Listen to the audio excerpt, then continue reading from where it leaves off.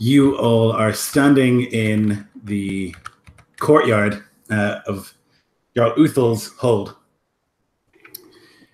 They've assembled a platform behind him, on top of which there's a boar and a goat that are both tied by the neck to like these posts.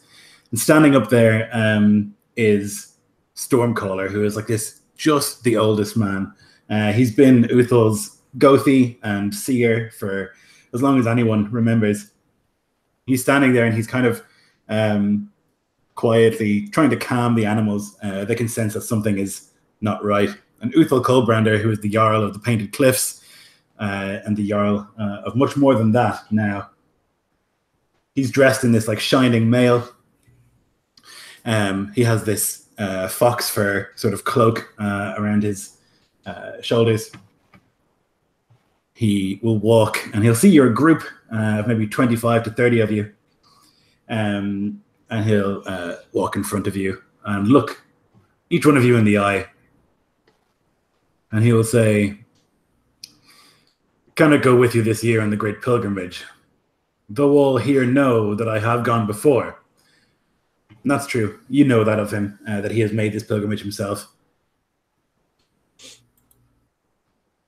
"It is not an easy journey, but I am certain that you will make it. You are well supplied, and I give to you, my oathmen, these sacrifices of gold, of silver, and of blood."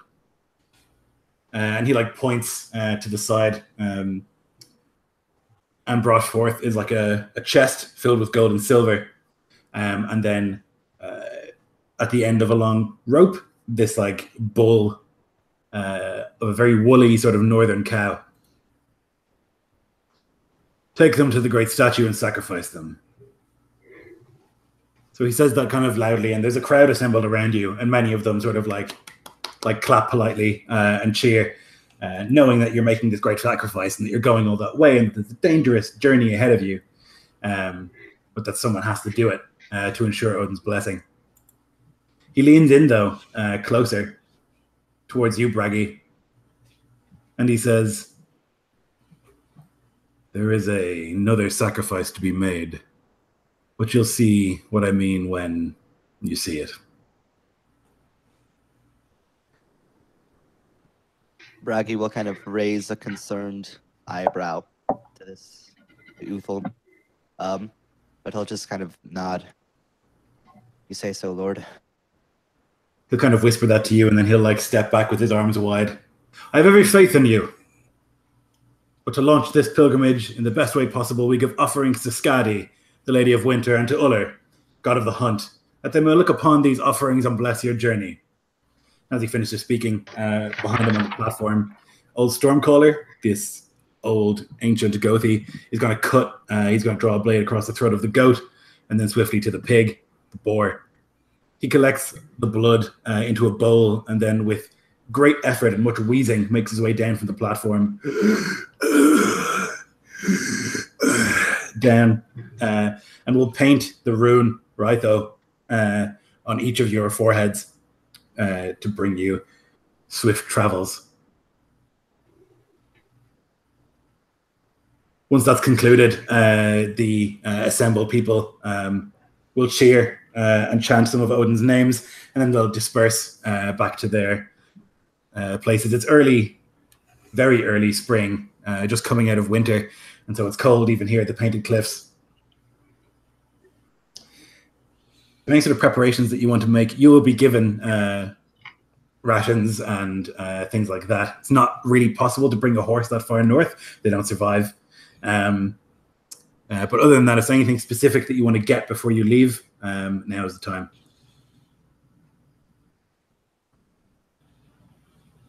Thick gloves. Yep. I mean, between the amount of stuff that you've been given, I think you've all got warm clothes that you would have been given. Wow. Sorry. Oh, could we get sunstones? Sunstones? Possibly. Sure. To navigate with? Yep. Svanhild's preparations are less in terms of equipment and more in terms of how she deals with others. She's an outlaw being sent here because the other option was to be executed when she was finally caught. And Svanhild the Sniffer, named because she is disfigured, she has no nose, instead basically spends her time keeping her distance from everyone else. She doesn't want anyone to brutalize her. She doesn't want anyone else to insult her, to deal with her. She wants to be as meek and as small and as reputationless as she can on this pilgrimage. And so she will go to great lengths to basically avoid whoever she can if anyone tries to talk to her or like do anything with her that's not a direct order. So nominally, I think that Bragi is likely in charge of this as a war leader. As a Hairseer, he would be given a bit more respect, I think, than the rest. I'm not sure what the rest of you are class-wise, but we can figure that out later. For now, though, preparations are made, warm clothing gathered, and big bags, sacks and rucksacks and things like that are strapped onto you, and you head out of the Painted Cliffs and into the north. You'll have to go through the Whitewood, which is this big forest just north of the Painted Cliffs. It's extremely wide, a couple of 100 miles wide, and so it's quicker to go through it by like at least 2 weeks. But it's known as a place that is not too welcoming. But it's basically the quickest route. So it's really up to you guys if you want to go through it or around it.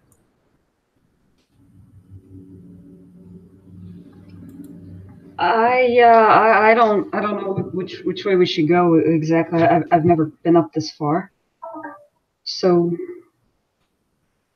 whichever way you guys want to go.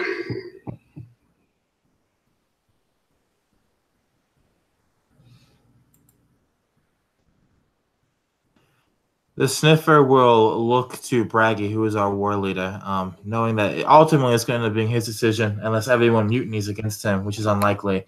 So she looks to him to see what his answer is going to be.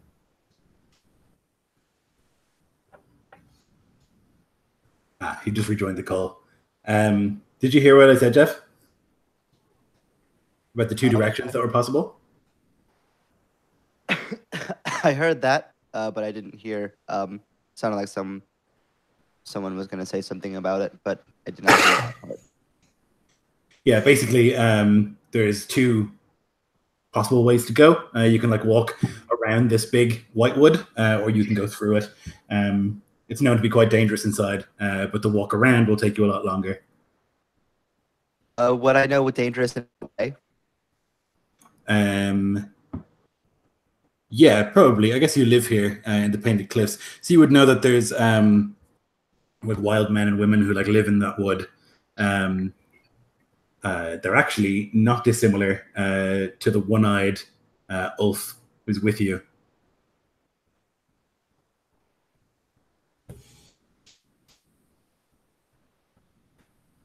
I never met anyone that could outwalk death.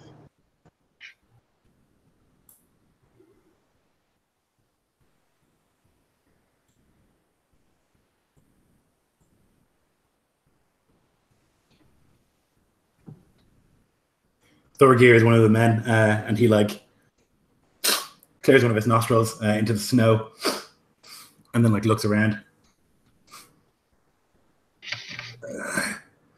What's in there? Wolves and men who dress like wolves. I'm not afraid. We should go through. One of the other men shakes his head. No, I lost an uncle in there. They got him, and they ate him, I'm sure.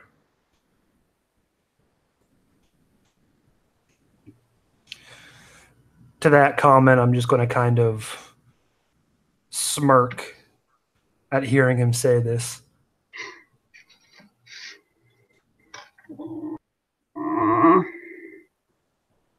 They're savages. They don't respect our ways. But surely they'll respect those of us on a pilgrimage to the gods. I'm going into service after this. Svanhild lowers the leather she wraps her lower face with and spits at your feet, and she says to you, they won't respect anything we do. They'll kill us, they'll eat us, they'll rape us, and then they'll throw our bones away. And she covers her nose back up with the leather mask. Quite a few of the men are like nodding. Well, perhaps we need to teach them to respect our axes then. More nods to that.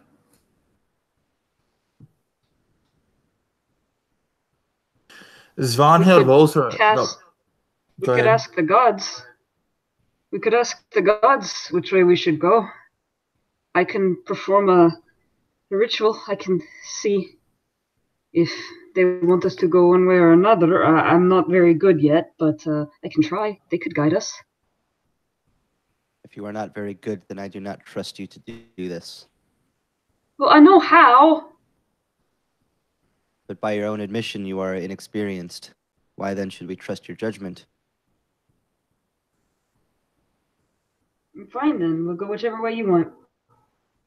We must trust in the gods' judgment.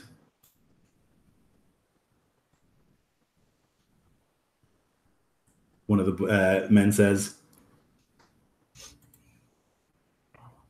So do you want me to cast?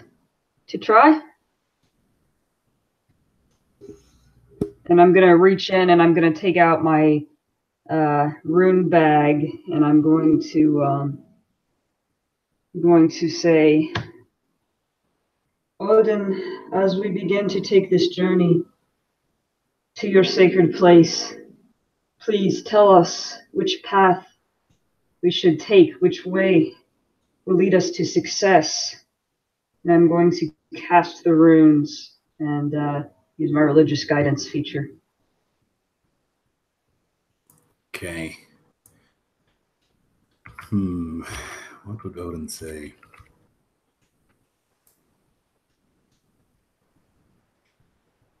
So you cast the runes, and they like land before you in the snow with like a soft.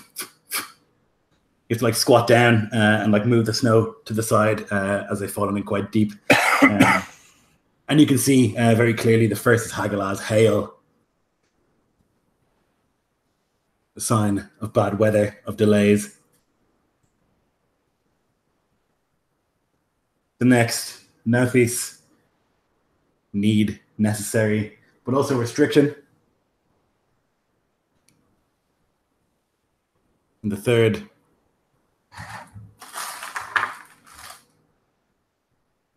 Othan, Othala.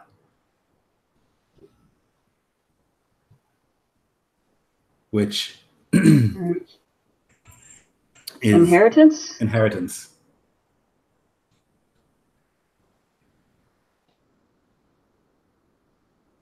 Well, Skag, what do they say? I'm not a skag. I'm gonna be a goddy once I get back from this pilgrimage. The uneducated Svanhild just spits at your feet and looks to you for an answer. We should go through the woods. The weather will be bad and the journey hard. But there is great reward if we succeed. Svanhild listens to this and she looks at Ansgar. She looks at his axes. She looks at how strong he looks. And then she moves over to where he is, knowing that at the very least he would die before she would. Since we're going to be going through this wolf man-eating forest, it seems.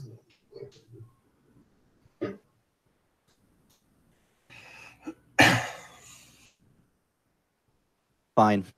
Let's move then. He's going to kind of start to rally the other men. Not necessarily super pleased by the outcome, but the runes have been cast, then so shall it be. So they'll begin moving with you. Currently your supply is full. So if you can mark that. But as you like walk through the woods, you can tell that the men are tense, and like many of them will take their shields from their backs and like strap them to their arms.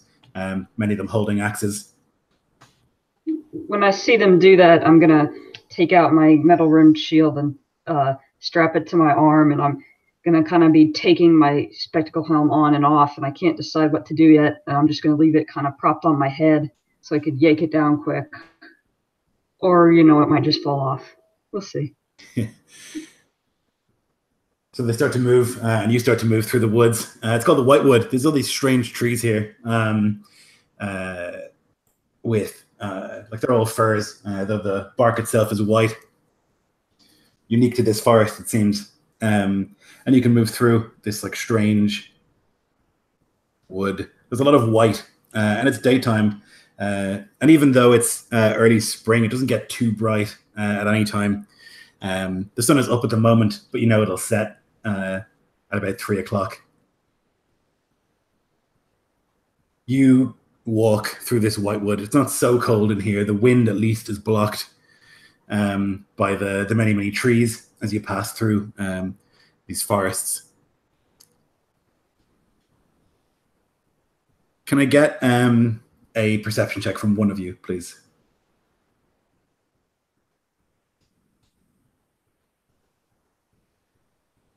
Out of 23. Okay, so Svanhild, you would see as you've been walking through this wood for maybe 3 or 4 hours now. You would see signs on trees, markings, and runes. Combinations of runes. I don't know if Svanhild can read runes or not, but they don't look like the kind of runes that you would usually see. Svanhild is wholly uneducated in the art of reading, and she points to one of these runes and walks over to a tree what's been marked and starts slapping it to get people's attention. And she says to whoever looks, "What is this? What does this say? What does it mean?"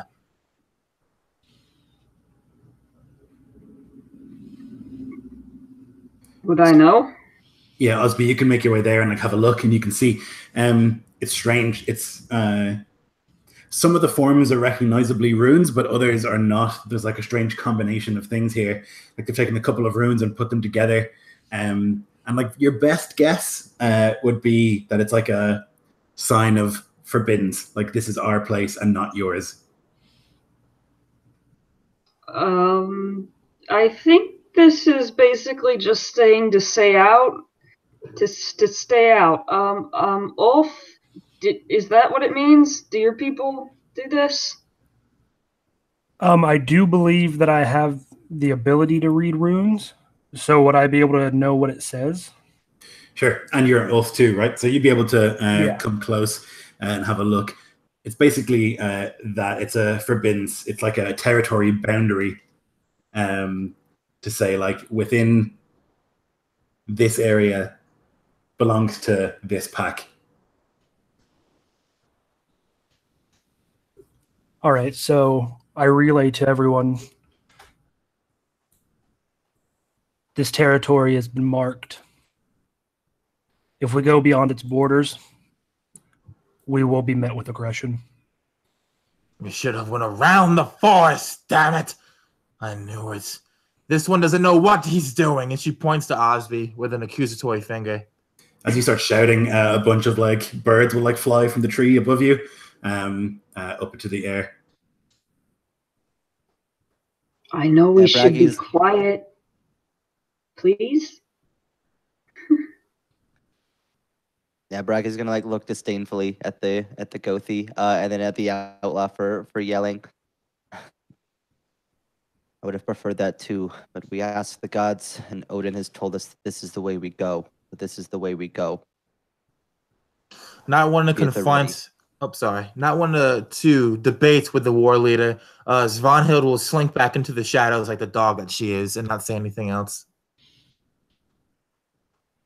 Nervously, you'll continue, and all the men kind of like looking in different directions, worried about what's to come. Is there any one of you that's out in front? Like, is someone taking point? And who's in the back? I imagine that I would be kind of towards the front of the pack. I don't know if somebody's out like ahead scouting or anything like that, though. And Svanhild wants to be close to the back, specifically behind where Ansgar is. And I'm gonna stay by I'm gonna stay by the leader. Like, I'm not gonna take the front, but I'll just kind of be like right shadowing him. No problem. I would have no issues being towards the front. This place is close to home to me, so Yeah, that makes sense. So maybe Ulf is a little bit ahead. And since you are an Ulf, I'm going to give you advantage on this perception check, please, from you, Seth.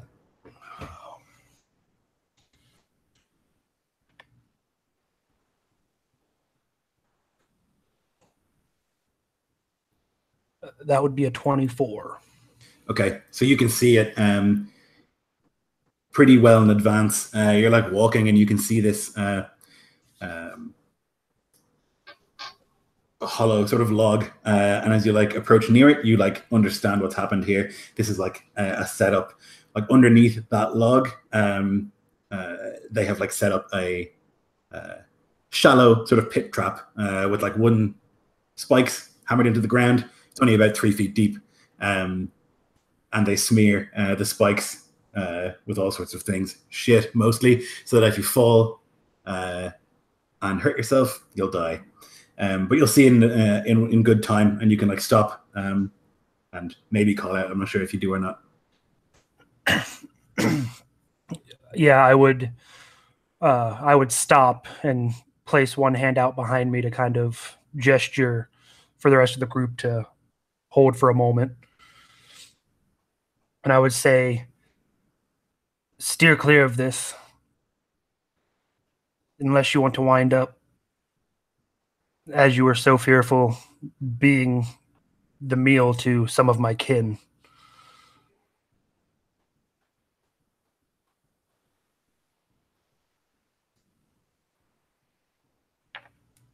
Are they actually your kin?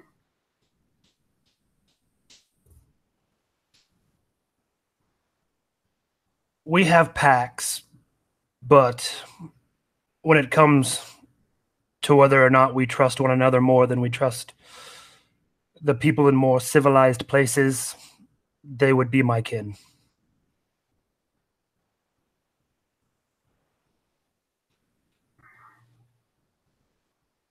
But you don't live here. These aren't your family?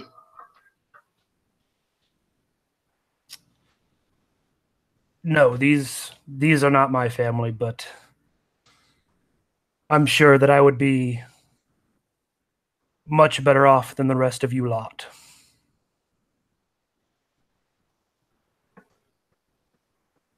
There's a raven that like lands on the log and like looks, turns its head to the side and like looks at your group, like hops along the log a few times, and then lets out like a and then will like fly up to the tree line and out of it, and you can hear it calling up there. Ravens. Path was not so poor a choice after all. Odin has sent his eyes to watch us. This is a good omen. Svanhild stops what she's going to say when she hears the war leader saying that, not wanting to contradict him, but she also knows that ravens circle where wolves hunt, and that ravens call to wolves to come and kill whatever the ravens find. And so she's going to basically, Lloyd, start looking around a lot more frantically because she thinks they're in deep danger now. Yep, it's a good instinct. You can make me a perception, please. Ooh, second 19 in a row. It's going to be another 23. So you can hear up above this raven that's like cawing, and you can hear like several of them up there making noise. And as you like scan the forest all around you, sort of frantically, you can see off to your right that there is a wolf there. She reaches, not leaving eye contact, not breaking eye contact with where the wolf is. She reaches out, grab Ansgar's shoulder, or probably just like smack it once, and then point in that direction and say, "Look, wolves, They're already coming after us. Ansgar will look over in the pointed direction. His eyes narrowing slightly as he tries to take in the sight of the wolf and see if there are any more with it. So you can just see the one. It is quite dark under the canopy, and it's also coming into evening. You can see the one, definitely, and maybe you can make out other sort of blurry shapes beyond. The one I can see, does it appear to be like well-fed or skinny, like it's been starving, or? That's a good question. It doesn't look starving.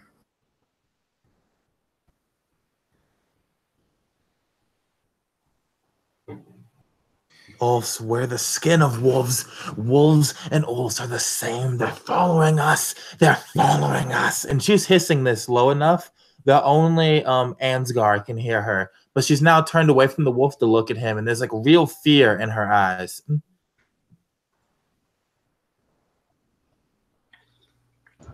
Whichever they may be, the axe will bite just as deep. And she looks away from you, knowing that virtually every person on this expedition has already doomed themselves to die. And so she puts a hand on her sacks, and she's going to take a few steps back and try to move closer to like the center, the middle of the party, because that's where she thinks would be the most protected. Yep. Will you continue moving, Braggy? Unless somebody specifically advised something else, he would want to keep going. The figure is the longer we stand in one spot, the more likely it is that everything can just plan around us. If we stay moving, at least it's harder. Yep. So you encourage the men to start moving, and they do, walking quite carefully, knowing that there was that trap ahead. You would see Svanhild as you like watch, I would imagine, like incessantly, like worriedly. You would see that that wolf is following the group. It's staying kind of well out of reach, you know. It's probably like 60 or so feet away in the woods, but you can see it occasionally like moving between some of the trees, definitely following. And as you like, the group continues to move through this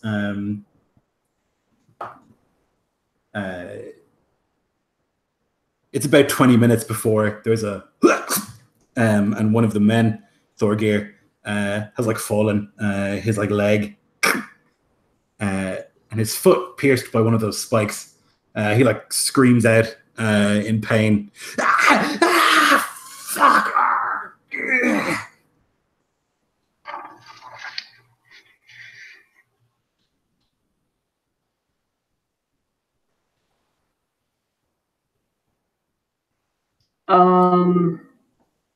You can see that. Go ahead, Jill. Sorry. I'll turn and go back and try to help him. Yeah, you can see that most of the people are in who like stop moving. And as you like move towards them, I'm going to need you to make me a dex save, please. Ah, lovely. That's going to be a 9. Oh dear. That was such a good oh dear, Lloyd. So you're going to take 10 piercing damage. Ow. Yep, and I'm going to need you to make me a con save, please. Well, that's better. Okay, yeah, that's 21. Okay. Yep. So you like trip into one of these pits and you like cut along the side of your leg. Though, thankfully, as you like look down, you can see that this spike is not as slathered in shit as the one that Thorgeir has fallen on, and you can like quickly get some snow and wipe away whatever filth was attached to it. You don't think that your wound will be infected. The Thorgeir is like screaming. You can see that like his foot has gone through part of the spike, and yeah, you think like with what's slathered on there, that's a death sentence. Shh. Thorgeir, calm down. Calm down. I'm gonna get you out of here. I have some herbs. I'm gonna help you, Thorgeir. Come on. And I'm gonna put my shield down and sort of stand on it. So I don't have to worry about that as much. And I'm gonna try and heave Thorgir up out of the pit. Yep. Another man will come and help you. Between the two of you, you can pull him up. As I say, it's not that deep. It's maybe 3 feet or so, and you can like pull him out. And he like can't stand on the one leg, and you can see that it like bleeds into the snow around you. Here, sit down. Sit down. I'm going to try and clean it, and I'm going to get out my. I don't know if this will help, but I have wound wise and a medicine kit and a herb kit. Okay, you can certainly try. Yeah, I don't know if this will work or not. As he's doing that, Svanhild's going to slink over to Braggy, and as she does so, she's going to say to him, "The wolves laid this trap. We should leave him here. Kill him now. Let them find his corpse and eat it so we can get out of here alive." 24 on the wound wise. Okay, so with that, you can see that this wound, like that there is filth like in the hole in his foot, and that you think at this stage it's probably too late already. Like you can try and scrape it out, but like the hole in the foot is enough that he will never walk properly again. Never mind if he survives, which also may not be likely. But as with like that decent roll, you can scrape the filth out of like the wound as best you can, and like lay some healing herbs and stuff in there to try and combat at least the pain. We can burn it clean. And I'm going to pat him on the back. And I'll try and help him walk for a while. Okay. Or hobble as may be. Yeah, Braggy's going to like have heard what Svanhild has said. And he's gonna like nod. I don't want to hear any more groaning from you, the Thorgir. If you can't keep up, we're leaving you behind. Let's keep moving. We can't afford to stay still. He's just gonna like coldly like push the advance. Yeah, he nods. Though you can see he's like sweating, and as like the march continues, there's 10 minutes that go by as you're moving, and Thorgir is struggling, though he has Osby's help. You can hear him, Osby, like grunting as he like walks. And 10 minutes later, there's another, and somebody else falls into one of these traps. There's another scream, very loud, of like agony, as Eyvind falls in. He fell forward and he's like smashed onto the spike, and it's gone through his shoulder, and at the side he's like pinned face down in the thing, and he's like unable to move. He's just like screaming into the dirt. Someone shut him up. He's gone. Out of fear and desperation, Svanhild will take out her great bow, knock an arrow, and then fire it into the pit to try and kill this guy. Okay.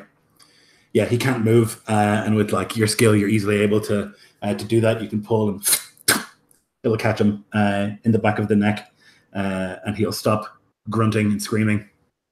And then, leaving the bow strung, she looks back to Bragi and she says to him, the Ulf, and she points to the Ulf in our party. He is not finding the traps that his people have left. He is dooming us just like that Galder did.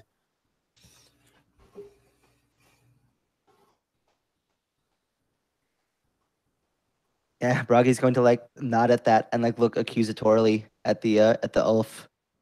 You're supposed to know these parts, these people. We're losing men. Just you start doing your job. Hearing this, I'm going to look at him and say,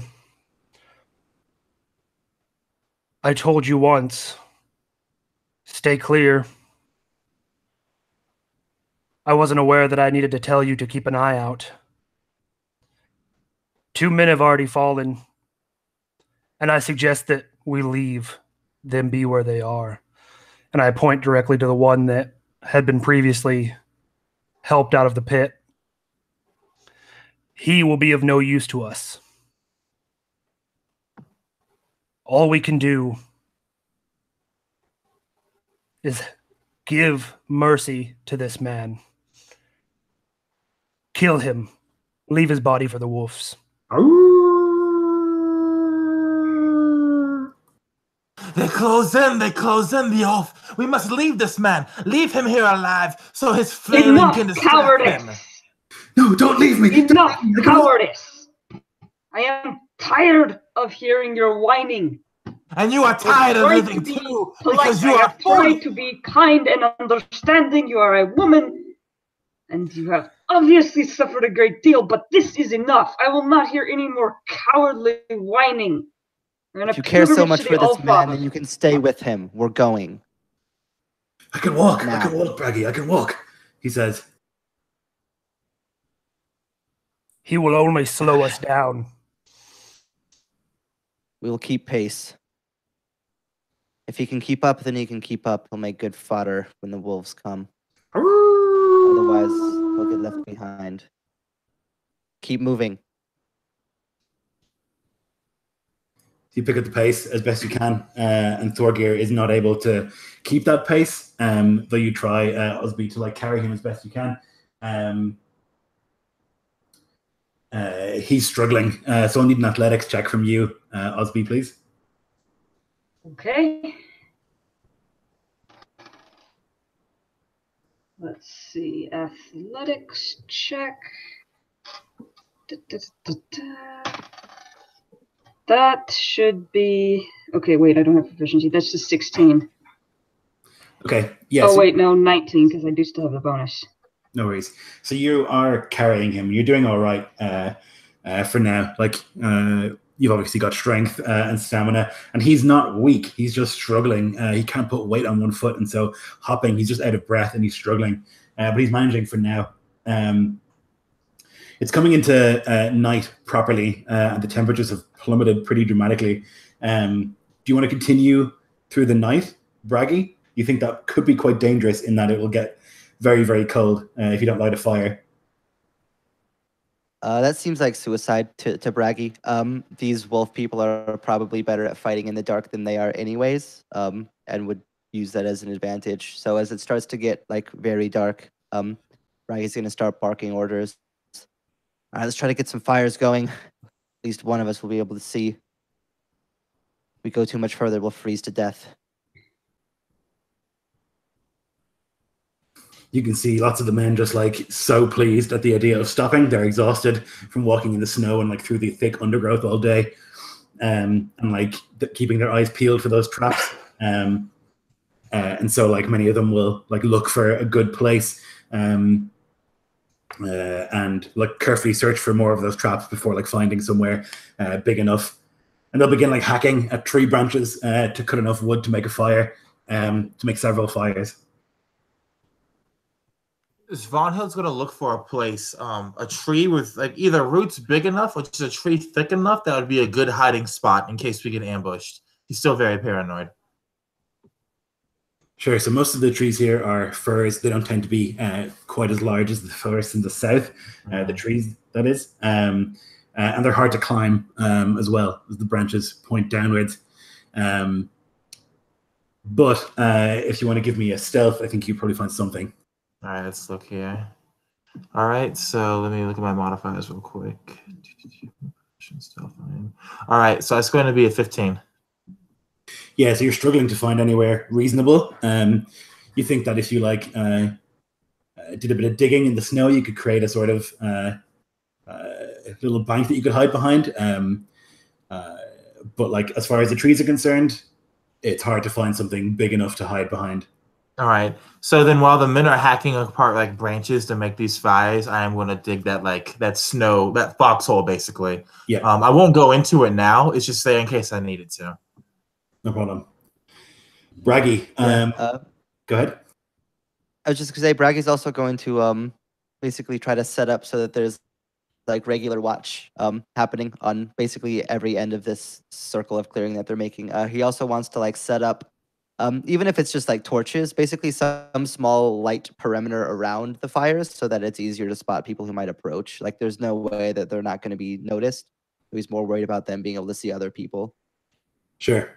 So you can set up torches like every couple of feet and light them, like 3 fires around the place and set a watch person. So you have 4 people on watch, is that right? Like 1 at each end of the circle.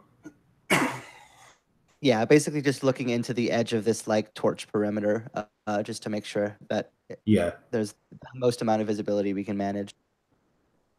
Okay. Yep, so you can set that up. Those who are carrying tents and things like that and thick blankets will begin setting them up. Because to sleep outside here would be death. And so the tents, very difficult to set up in the dark. And the thick snow, and underneath there are so many pine needles and things like that. It's not going to be a comfortable sleep, but it might be warm at least.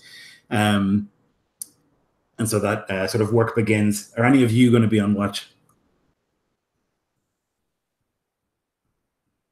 Svanhild would not be on watch, but she probably would like only half sleep anyway. So, I'm going to first try to attend to Thorger and use the fires that have been built to cleanse the wound and the herbs, and then I'll just try and curl up and go to sleep. Okay. Yep. So you can take a blade and put it in the fire until it's hot. After you've tried again to pull all of the filth and now the grit and dirt and sweat of the walk out of the wound in his foot. And then finally you can press the blade against the skin to try and cauterize it. Men are holding him down and they've placed a belt in his mouth so he can bite down on that so he doesn't crack his teeth. And as the pain begins, he's screaming and then his eyes will roll back and he'll pass out.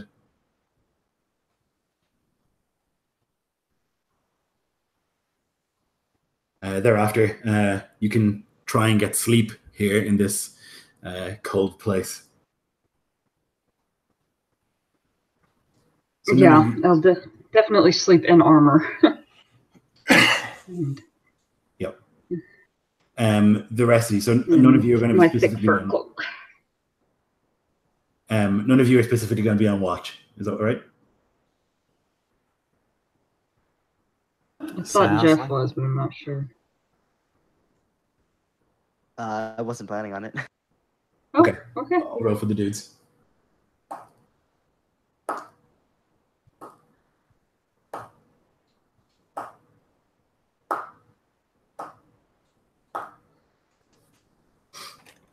So, you try to sleep. It's so cold. Although with the tents and the furs and the body heat of others, you're able to get some sleep. Maybe many of you sleeping in your leathers and even your chain if necessary. Trying to keep warm here in this place. And I think you would all find sleep after the long walk and the march all day. And you would probably sleep fitfully, worried about the strange traps and the howling that had followed. And you would awake quite suddenly during the night. There would be a shout. Alarm! Alarm!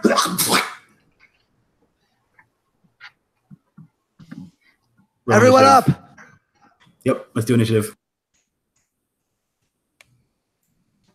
Alrighty. And real quick, before you put those numbers in, one of my abilities here as a war leader, one of my tactics is that I'm always ready. So everybody is going to get a +4 to their initiative for my charisma.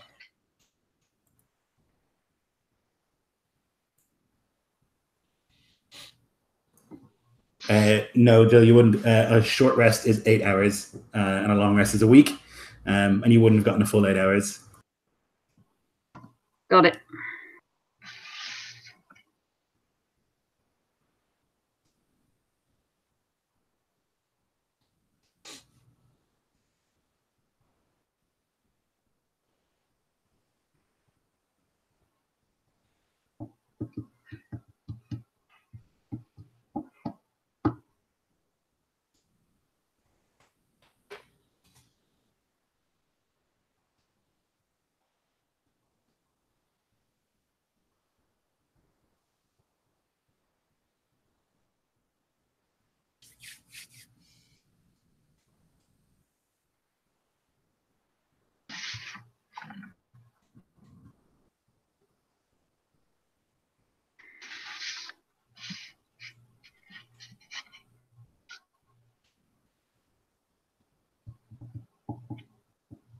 So, Ansgar, you're the first to react. You can hear this like cry, alarm, alarm, and then this like sound of flesh tearing, and this like roar and growl.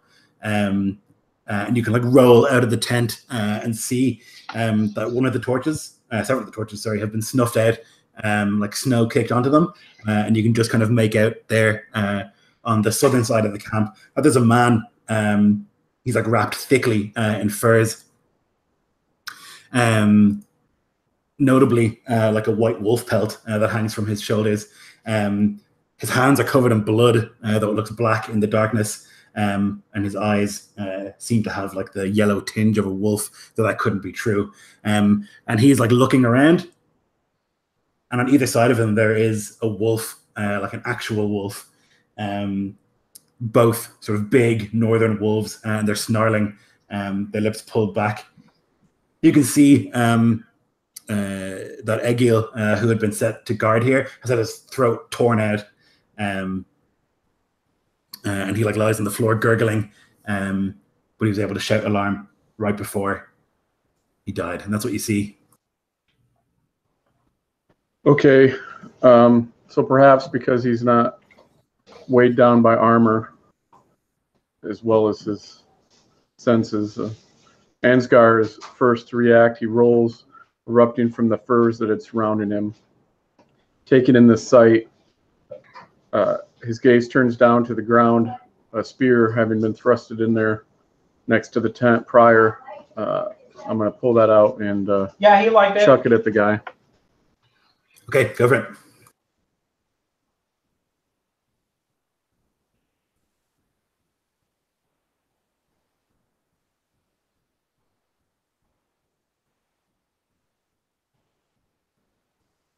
$21. That'll hit.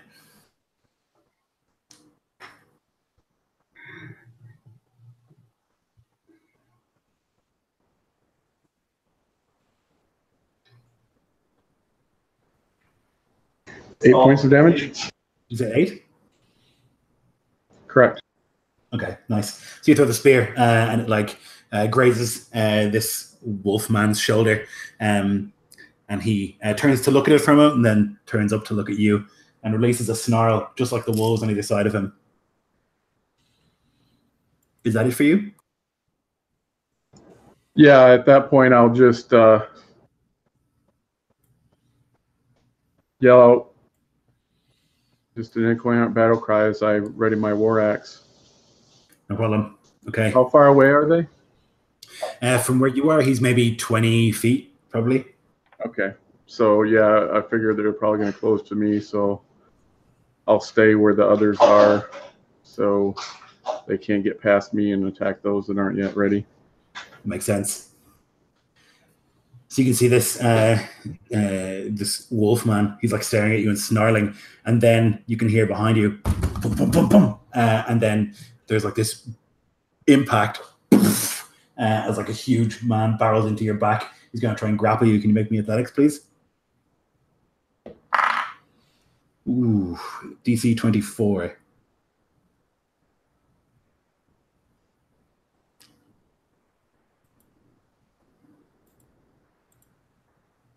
Yeah, that's only a 19.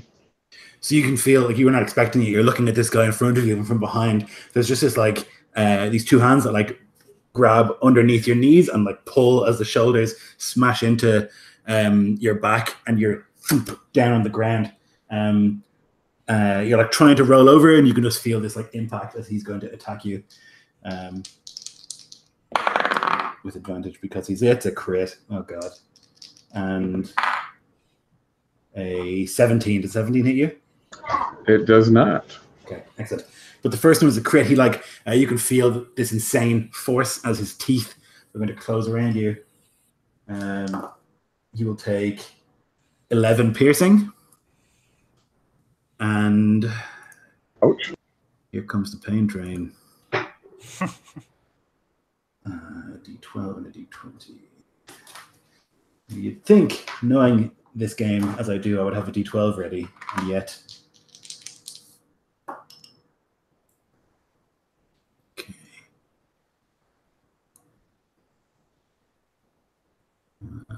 Okay. So you can feel as you like bring your arm up to try and like block whatever the hell is on top of you. There's like this force, and you can feel like the teeth pierce into your arm, like right between the two bones of your forearm, and you can hear this almost like crack. You were going to drop whatever you're holding in your left arm, which maybe is nothing. That'd be nothing. Yeah, and I need you to make me a grit check, please.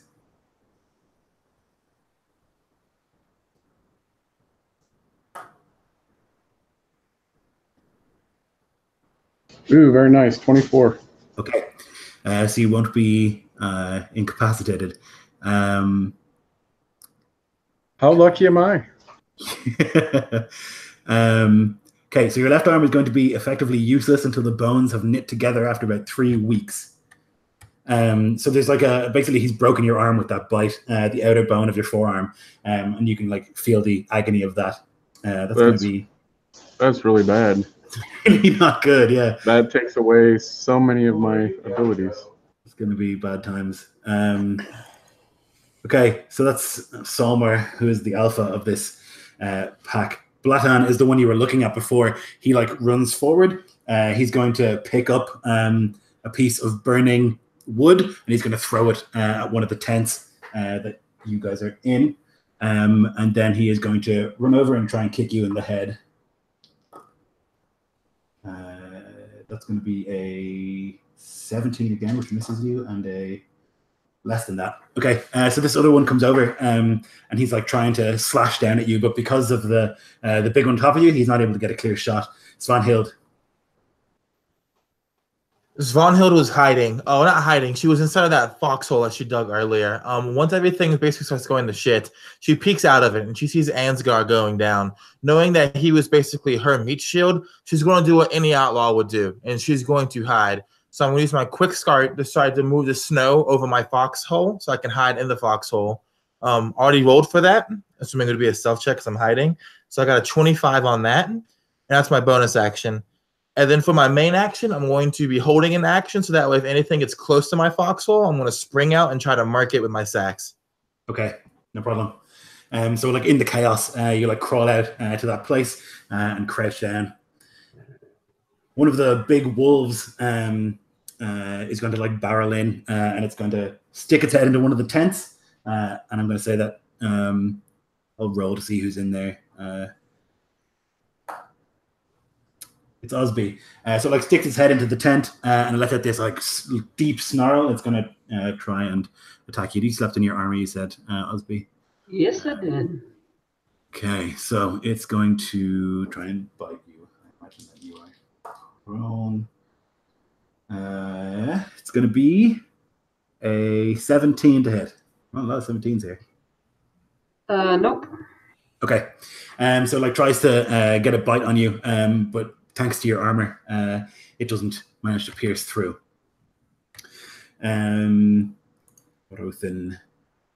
Okay, yes. You can hear from outside of the tents, those of you who are like now waking, this like padding of feet, and you can hear screams from a nearby tent, Braggy. You can hear this like, no, as like a throat is torn out, and one of the men dies. Ulf.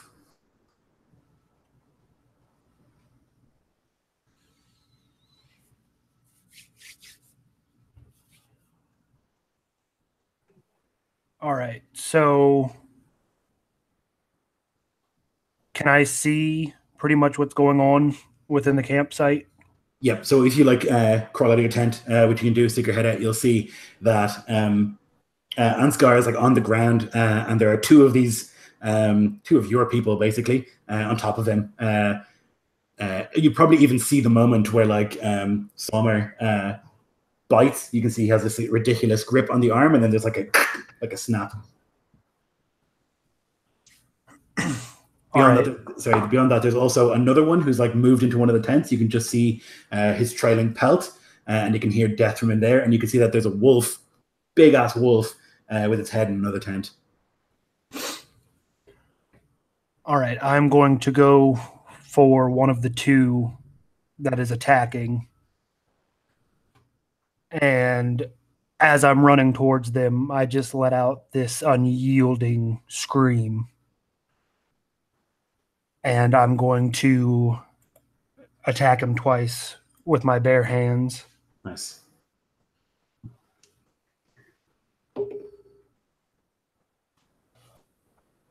First one is a 21. Yep. The next one's a 17. Those both hit. Right.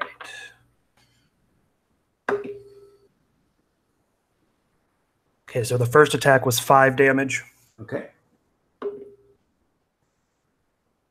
And the next attack was 3. And I'm basically just clawing and scraping with my jagged nails. And as a calling of the wolf, I get the bonus action for an unarmed strike. Yep. All right, so that also includes a bite, correct? I can bite as an unarmed attack. It's basically whatever you want. Like it can be knees, elbows, bites, anything you think of. To lash out for the closest piece of flesh on this man and just sink my teeth in. Go for it. That is going to be a 16. Yep, that hits. Okay, that is another 5 points. Okay, nice. Yep, so you like rush up behind this guy and you're just like tearing and biting, and he will turn to face you. That was Wolf One Eye. Osby, there's a wolf that stuck its head into your tent, and it's tried to bite you. Yeah, so I've got like my shield just between me and this wolf, and I'm gonna I have to get this, I have to beat this thing before I can get out, so my spear would be outside of the tent, so I'm going to rise into a crouching position and push my shield in front of me, and I'm going to draw my fancy War 6, and I'm going to try and stab this thing twice. All right, go for it. All right, and the first one is a almost certainly going to hit because that's going to be like you just need a 14. 17 plus. Yep. Yeah. So, and the next one is going to be let's see. I rolled a 4 plus 1 is 5 plus 6. No, the second one is going to miss, but the first one is going to be D8. 6 points of damage to the wolf. Okay. Yep. You can like stab the blade into it. It'll yelp and then snarl in your direction. It still stands. Doesn't retreat at all. Okay. I don't like being in this tent here.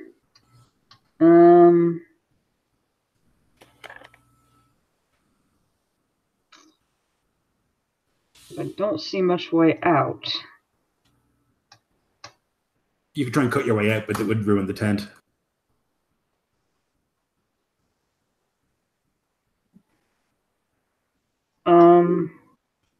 Yeah, I'm just gonna stay for the moment and hope that's not a very bad decision. Okay, so you do. Braggy, you can like smell smoke as you like start to wake at the screams, and you can see that like on the top of your tent, a fire has begun.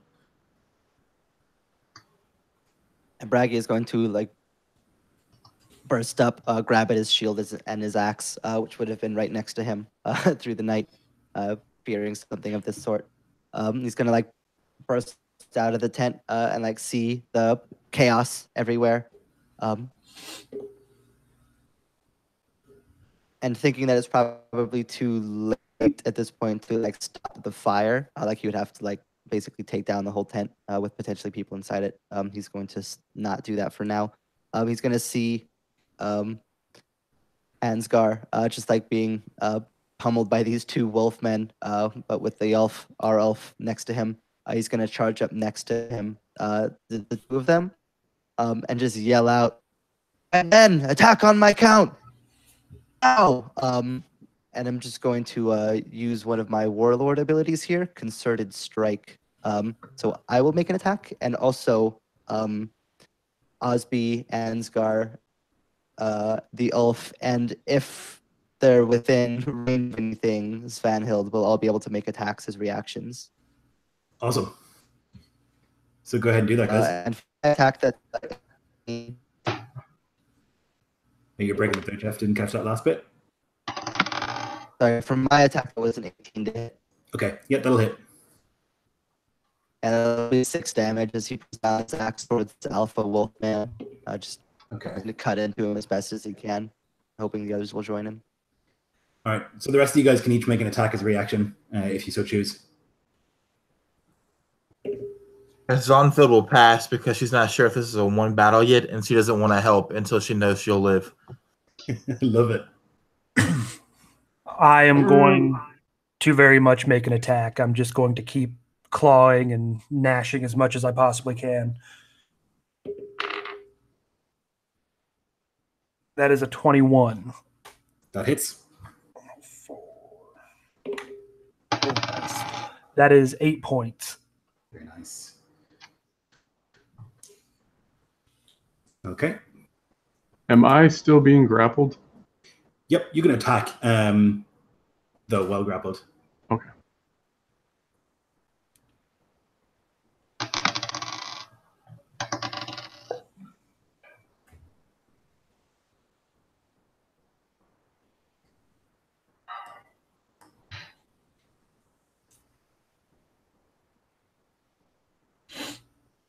That'll be 25 to hit. Absolutely.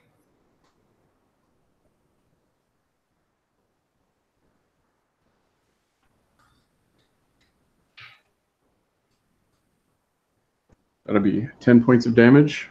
All right, very nice. Now, would I be able to do one of my dirty tricks, even though this is a reaction, or would I not be able to? I think for a reaction you can. I mean, yes, you can. Can you apply smites and stuff for a reaction? I guess so. But it says when I deal damage with an unarmed attack, I can attempt to blind the creature. Yep, then definitely. Yep. Okay. So he'll need to make a Constitution saving throw, which I'm sure he's pretty good at. But He rolls poorly. He gets 13.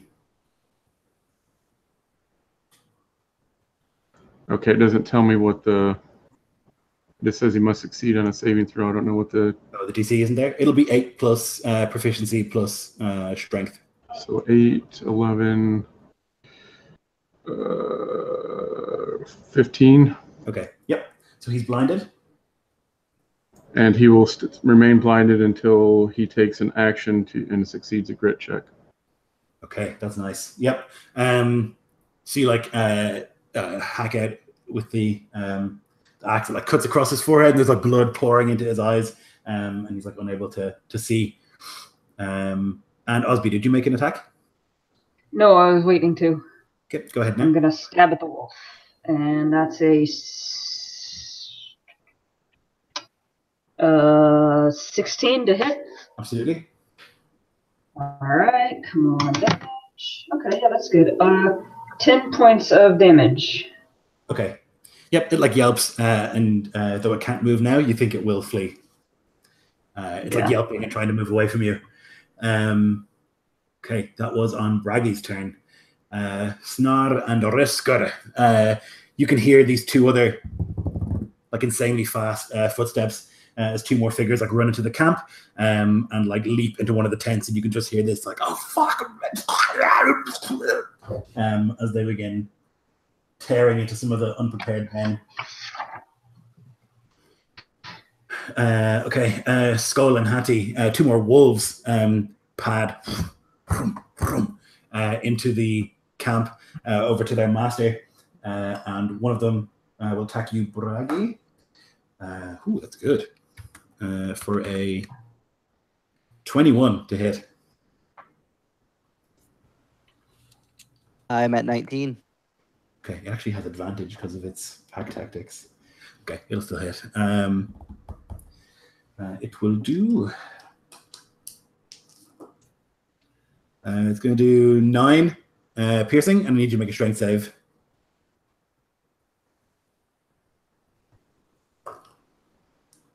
Fuck, that's a 1 on the die.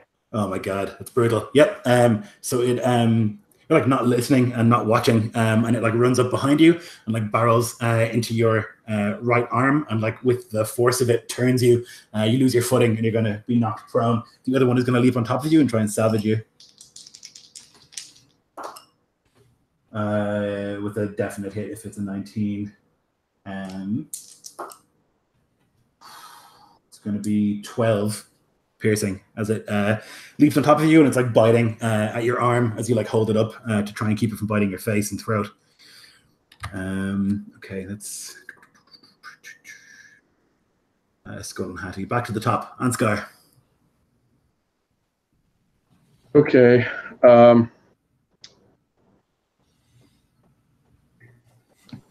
So I'm going to attempt to attack this guy again that has me.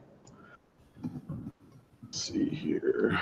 I wonder, sorry, just let me know what blinded means. I don't know if it gives you advantage, but definitely gives him disadvantage. It does. It gives you advantage on attacks against them. Okay, so you'll have advantage then. Oh, that's tasty.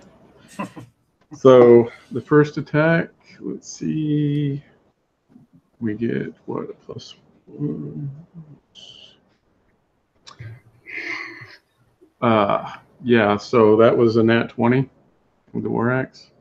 Ooh, okay, yep. So give me damage, and then I'll need from you some dice. So how? So is it instead of 1d8, it's 2d8? Yep, So 2d8. and it's going to be 4, right? So that will be 13 points of damage. Yeah, he looks like he's very near death. You can go ahead and roll me a d12 and a d20, please. Okay.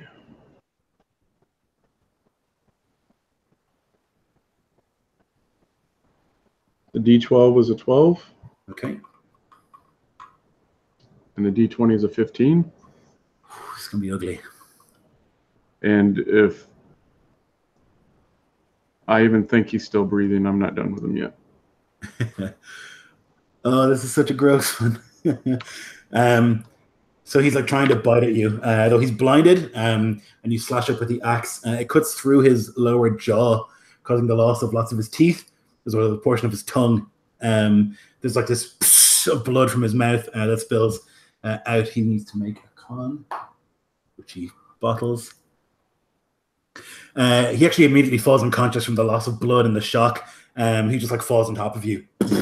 And there's blood pouring from his mouth as like a piece of his tongue thunks onto your chest. Okay, well, I guess I'm done for now then. Well, because I haven't moved, can I attempt to stand? Yep, you can push him off you and rise. Then I will do so. Okay, it would be Sommer next. He is slain. The other Ulf standing near you, who was trying to kick you in the head, he like sees what you've done. Sommer, he's going to try and attack you. He's going to do so recklessly. So that will be 26. That will hit. A 21. That will hit. Okay. It's going to be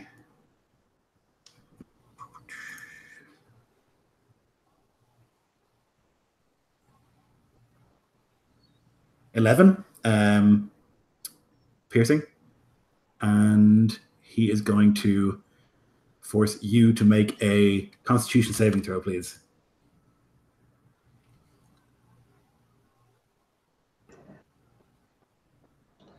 So let's do 20.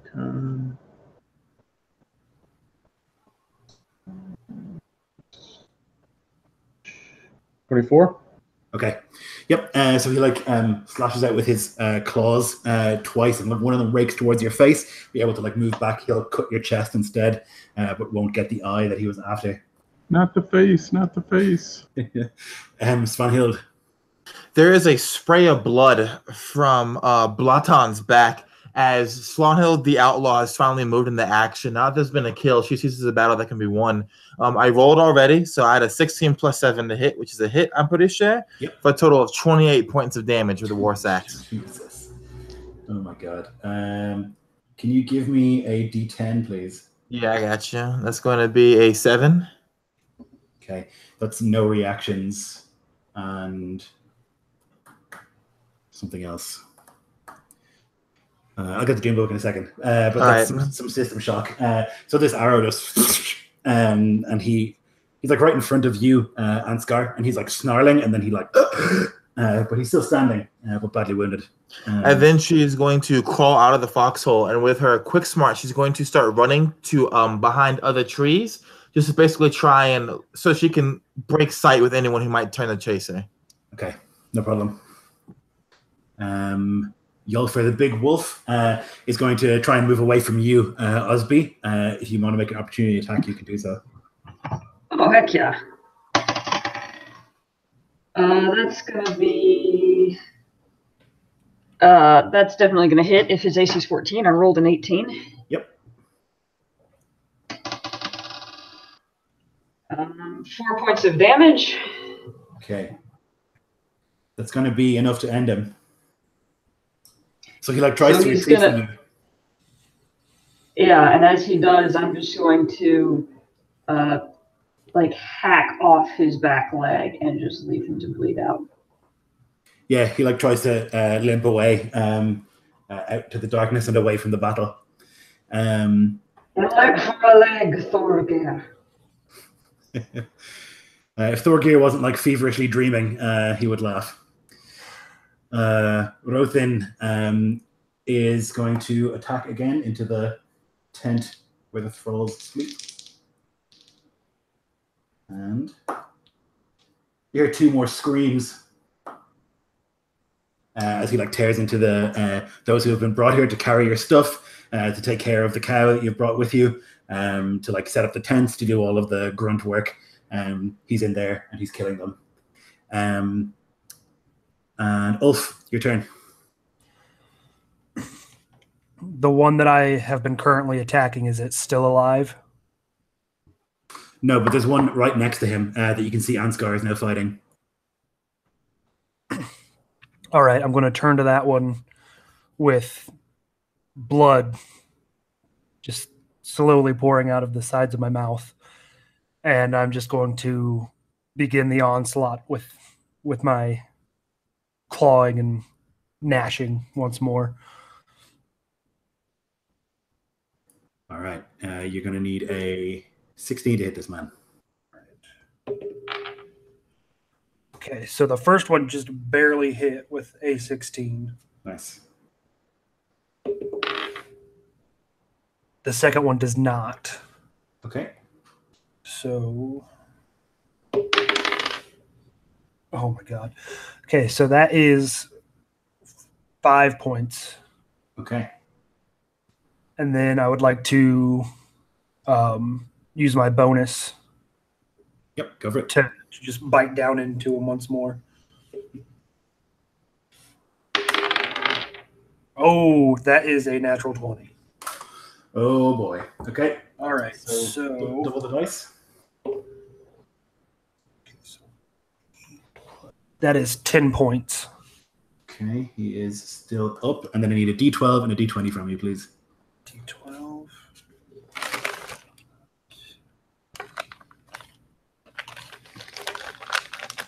Okay, so D12. That would be a 7 on the D12.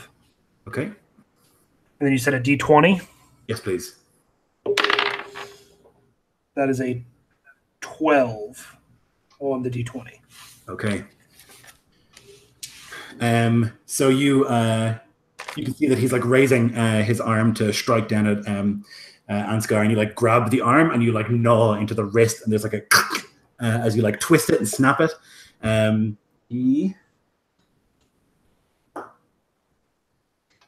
would drop whatever he's holding, though he's holding nothing. He is going to be stunned from the pain.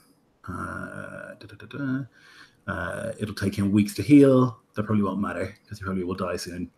If I manage to snag away any flesh from his wrist, I'm just going to swallow it down with my ability to eat raw meat that I have picked up. Glorious. The flesh of an enemy is the tastiest of all. So you like bite into the wrist and there's like a snap, and you can see like he like whimpers the way a wolf would, and you can see he like almost like makes himself smaller in like a submissive pose for a moment. That was Ulf. Osby, your path is finally clear. You can see the wolf limped away into you can see the blood trail that leads into the forest. You can step out of the tent and see the chaos all around. There is an Ulf in the thrall tent, and you can just like see the chaos inside and hear the screaming. You can see that 2 other Ulfs have like run into other tents and are killing there. And then you can see 2 wolves and an Ulfethnar fighting, where Ansgar, the Ulf, and Bragi are. Do I see? Yeah, Bragi and Ansgar. They seem like they're in trouble? Yeah, Bragi's on the ground and there's a wolf on top of him. Okay, then I'm going to run up and just hack at this wolf twice that is on Bragi and try to rescue him. First one's gonna miss. Second one's going to hit with an 18 plus 19. Yep, for sure. 25. And then it'll be 7 points of damage. Okay. And then I'm going to action surge, and I'm just going to bellow and rage and hack at this wolf on my companion twice more. Oh, crit on the first one. Oh my goodness. All right. So double damage, or double the dice. Yep. 9. 12 points of damage. Okay. And a D12 and a D20, please. All right. Actually, sorry. First, give me a D10 because that's system shock. Okay. 6. Okay. I feel like that's reactions and disadvantage. Okay. A D12 and a D20, please. On the D20, it's a 5.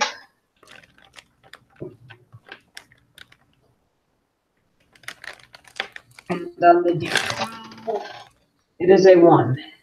Okay. It's a spear you have? What? It's a spear that you're using? No, I left my spear. I just saw him, and I would have used the spear, but I was using a war six because I just saw No problem. my companion being, and I just forgot it. Okay. So you like stab into the wolf, and as it like rears back, and you pull out, you smash the pommel of the Warsax into like the center of its head, and it steps back. It's going to be stunned. All right, second attack. Go for it. Does its being stunned do anything? You have advantage, I think. Okay. All right. That's gonna be 22 to hit, Definitely. Yep. and I'm just going to hack at its neck with my War 6 for 10 points of damage. That kills it. Hacks it to Yeah, pieces. I'm just gonna hack its throat out. Yeah, you could do so. Braggy, you see Osby like rush up with this like flurry of strikes, like hacks the wolf on top of you to pieces, and it will like fall to the side off your body, steaming in the snow. Is that it for you, Osby?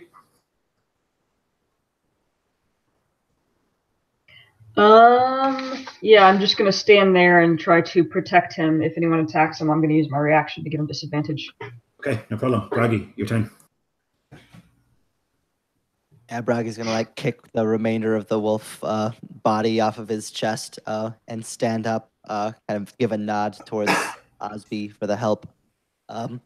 He's gonna like look around and just see everything. See, I'll fucking kill everyone, all of them down. I want them dead now. I'm gonna use Spirited now, one of my other abilities, so everybody can make an attack. Whew. Gonna have to look at that. So who is up? And it's Blaton's up, right? Yep, and then Rothan is also an Ulf, and so Snar and Araska are also. So all of them except for Skull and Hattie All right. are Is Snar engaged with anybody or Roska? Yeah, they're both like in the tents where like the other men are sleeping. All right. Or were Well, sleeping. can't see them. And what about the other wolf, Hades? Or Hadi? Yes. Yep. It's engaged with both Osby and Braggy. All right. I'm going to arrow that guy. Okay. So I have a 12 plus 7 to hit, which is going to hit for 17 points of damage with an arrow from behind a tree. Oh, goodness. Okay, can you give me a D10? Yeah, I got you. All right, that's going to be a 5. Okay, it's stunned. Perfect. Ooh, boy. Where are we? That was... Oh, it's actually Jeff's turn, right? Yeah, it's Braggy's turn. So then... Wait, we all get extra attacks? Yeah, up to 4 people, which has conveniently the number of people in the party other than me. Yeah, so we could all make attacks. I'm the only one who's made one so far, so...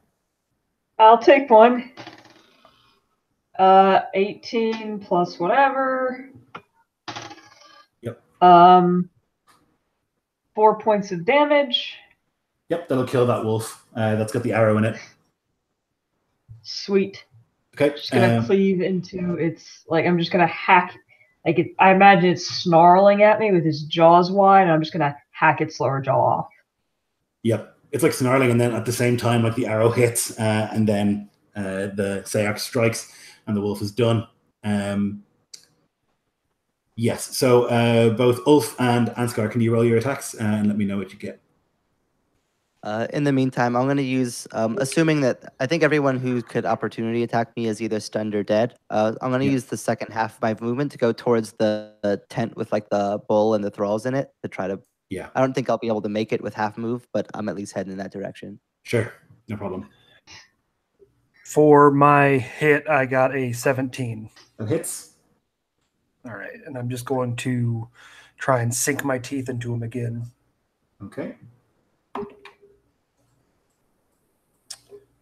That is 6 points. Okay, that's going to end him. You want to tell me how? Yeah, basically I'm going to just take just my mangled, gnarled teeth, and I'm going to sink it right into the side of his throat and just dig in with my teeth as far as I can and just tear away and let the body drop. A bright spray of blood onto the snow, and he'll drop almost immediately from like the pulsing of the blood. All right. With that, I let out just a long, bellowing howl. Very nice. Ansgar, unfortunately, there's nobody next to you, so you can't use that reaction attack. No worries. Okay, that was Braggy. Snar and Oruska are both going to continue murderizing in the tents. Ooh.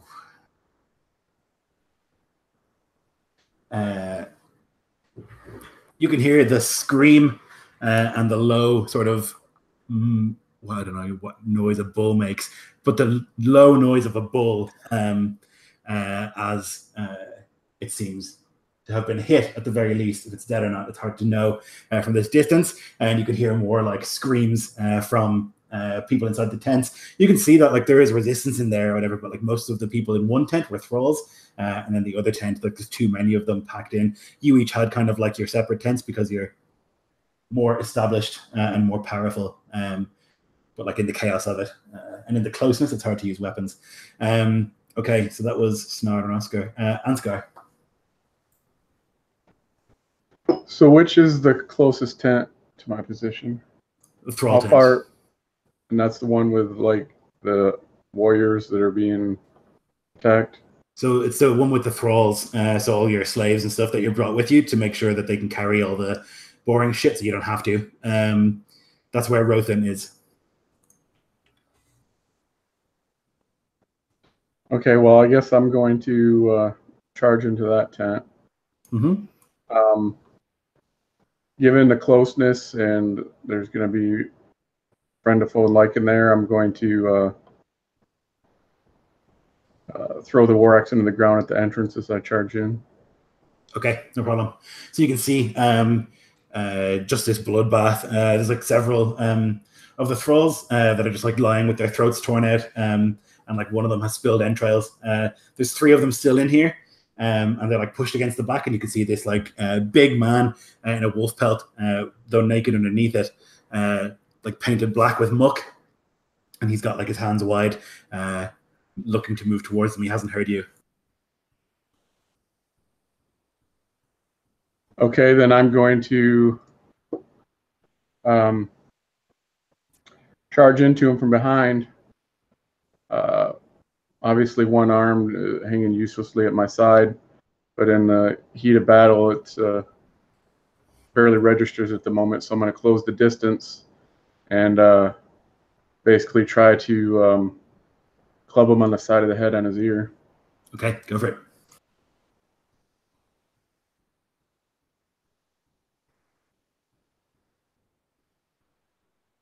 Let's see.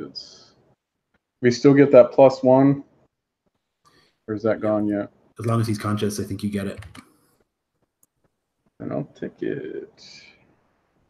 Not very good. 13. 13 will miss. Okay, then I will use my extra attack to attempt to do so again. Okay. This time a 17. Yep.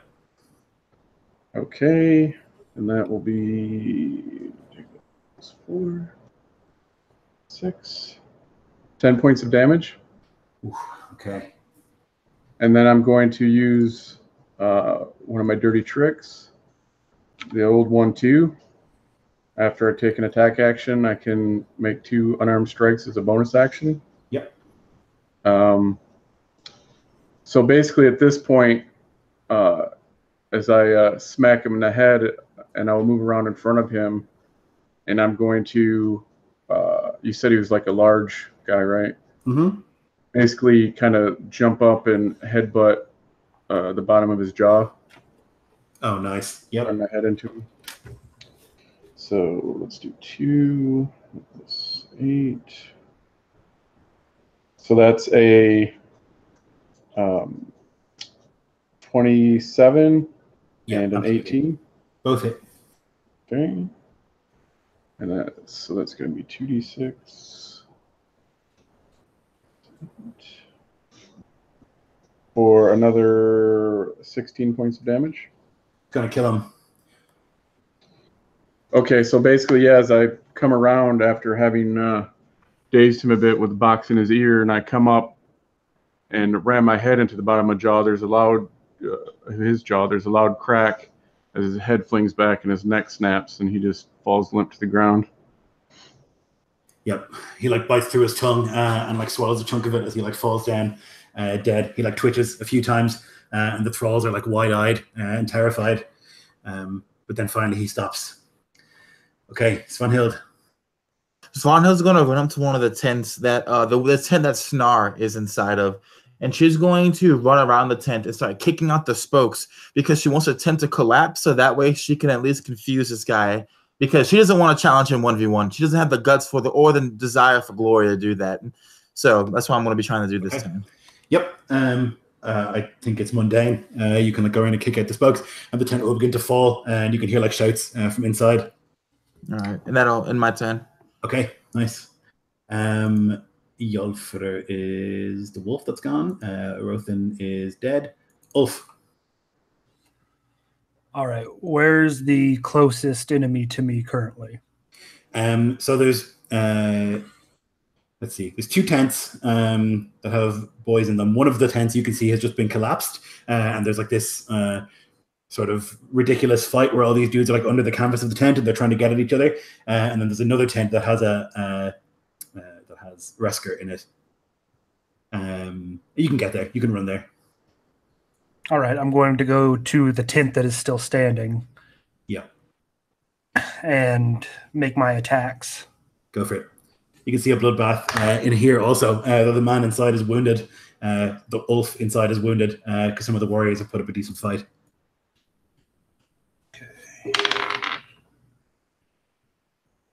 First one's a 23. Absolutely. You just need a 16. All right. The second one misses. And the third one with my bite hits. So Okay.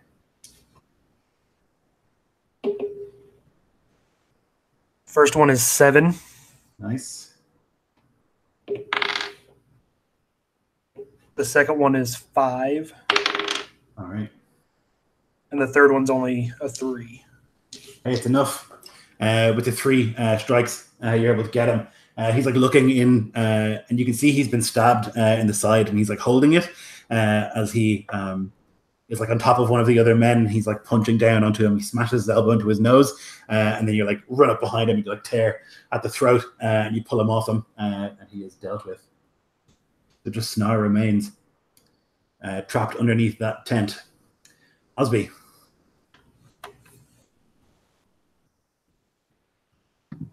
Do I see like the shape of an enemy? I don't think you could tell the difference underneath the canvas. Who's who? So I don't see anyone I could potentially fight. Well, you know, one of the people underneath that canvas is an Ulf, but all the others have been slain. You can get under the canvas. No, I'm gonna go grab my boar spear, and I'm going to stand, sheath my 6, grab my war 6, grab my boar spear, and like stand ready to stab at any enemy that I can see. Okay, no problem. Braggy. Is the which tent is the bull in? Is it in the collapsed one, or is it in one of the others that have been cleared? It's in the collapsed tent. You can make it the ship with the bull, no problem. Yeah. Bragg is actually going to go and try to seek out the bull specifically to make sure that it's not dead. You can hear it making like noise and screaming in like confusion, and you can see it like moving, and you got to imagine people are getting trampled. So kind of a question that I didn't think that I'd be asking, but here we are. One of my warlord dice abilities for my archetype lets me give my warlord dice, which is a d8 plus charisma mod of health, to an ally. Can I use that on the bull? Is that possible? That's a good question. Like, I think mechanically you can, but like I'm trying to think of how thematically you can like encourage a bull. You know what I mean? Like that's what he like grapples its horns down and just beats it until it starts rampaging. I really don't want that bolt to die, but at the same time, it's pushing it a little bit. Like mechanically, like you said, I don't see any reason why it's not possible. Sure, but yeah. But yeah, it's up to you. Because I I'll think let you like the know. flavor of that ability is you like encourage somebody or you know inspire them, and I feel like that works with allies that are. Maybe I should change it to like one humanoid ally or something. Although how often is that going to come up? Hey, it came up today. Yep. Good call. Well, you know, the animal companions, I could see it working on. Like, they know you. Sure. Yeah, They I'm going to say no. But Jeff. a bull, no. Fair enough. It was worth a try. For sure. In that case, I'm still going to try to like make my way in towards it to make sure that it doesn't get killed. And if the Ulf is directly attacking it in the chaos of the collapsed tent, I'm gonna try to like interpose myself and dodge. Okay. Are you going to try and like lift the canvas and get in, or are you going to try and cut your way into the canvas, or what are you going to do? If it would be reasonable to like squirm in underneath it, I would do that. Try to preserve it. But if that would be like a gigantic struggle, then the bull is enough of a prize that I would cut into it. Okay. Yep. I think that you can like lift the tent flap for a moment. You can see like firstly that it's incredibly hot under here because all these people have been sleeping in it, and now there's like blood and all the rest. And you can like lift it up for a moment. You can see that the bull is like at the far end of the tent from you, thankfully, and that there are like several of your men right in front of you, and then the Ulf is between them and the bull. Yeah, I'm just gonna like try to push past, but then take a defensive stance and dodge if I can. Yep. Okay. That was Braggy. Snar. This is the guy in the tent. With Wait, can I tell now which one? Because he lifted that tent up. Which one is the Ulf? He went into the tent though. It's like still over them, you know. Like Okay. he like went under the canvas. He's in there now. All right, I can see which one he is though. So if he attacks something, Sure. Yep. I'm gonna go. Okay, so Snar is going to attack the bull. Will that alert me to which one he is? I don't think so. Like it's it's like a thick canvas, and like Right. everyone's moving. It's not like they're all standing still and he moves. You know, like everyone's moving. So Okay, yeah, no, I get it. Yeah, I can't tell a thing, can I?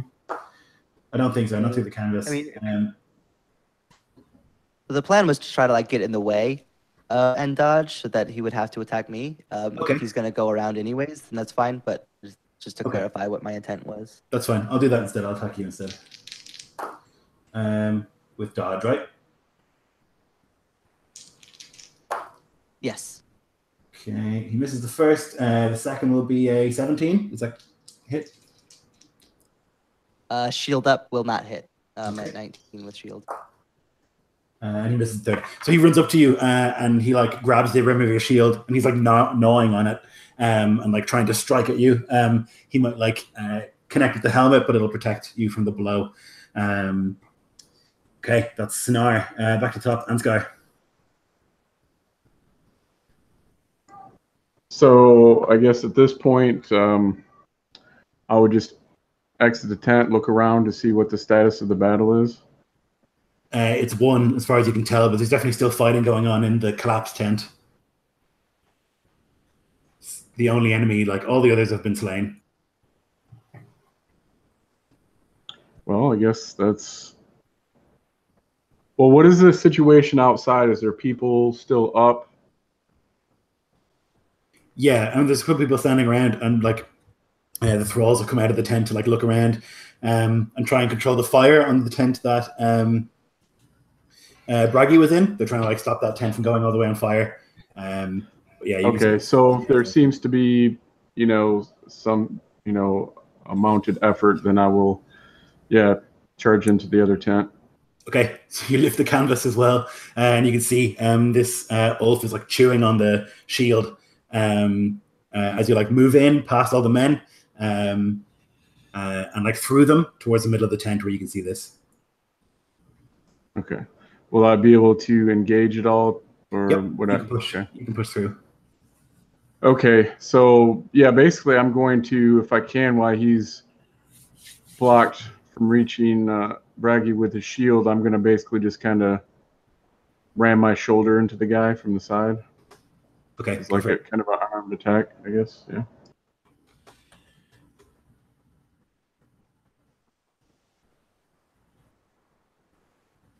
Normally I would attempt to grapple him, but being that one arm is not working as it should, I'm just going to ram into him, see how that goes. Okay. Okay. 21? Yep. Okay.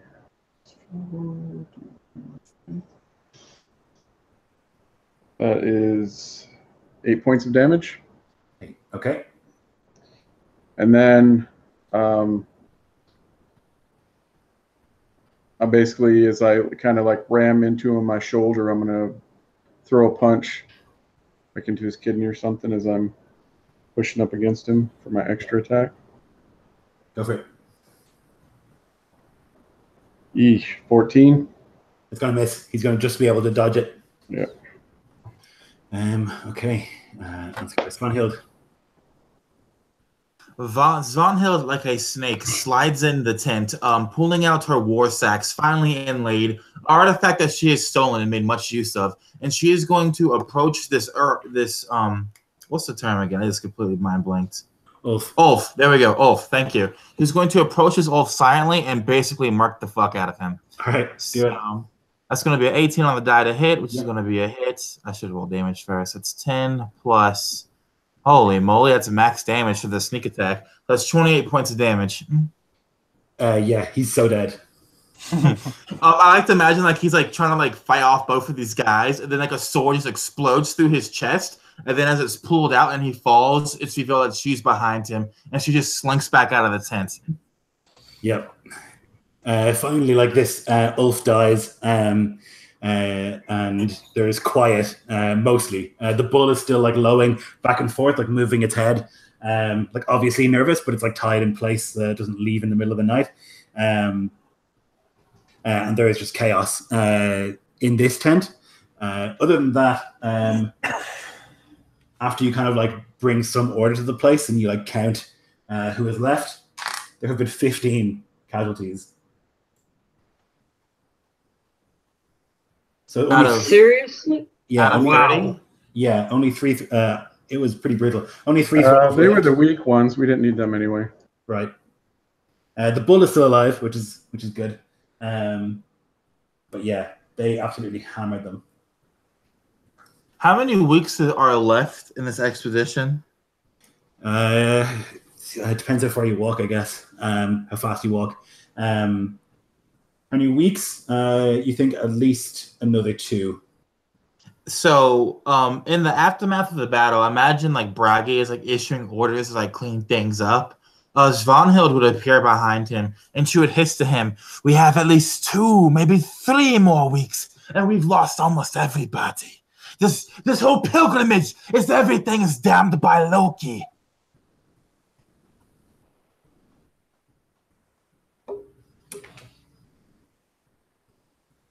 We've been given an order.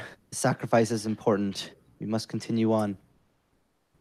This order will lead us to Helheim, not to the Valhalla that you want to go to, or whatever hall that Galder wants to go to. It's going to be Helheim for all of us. And then she's going to slink away from you, very disgruntled with the very short rebuttal that you gave.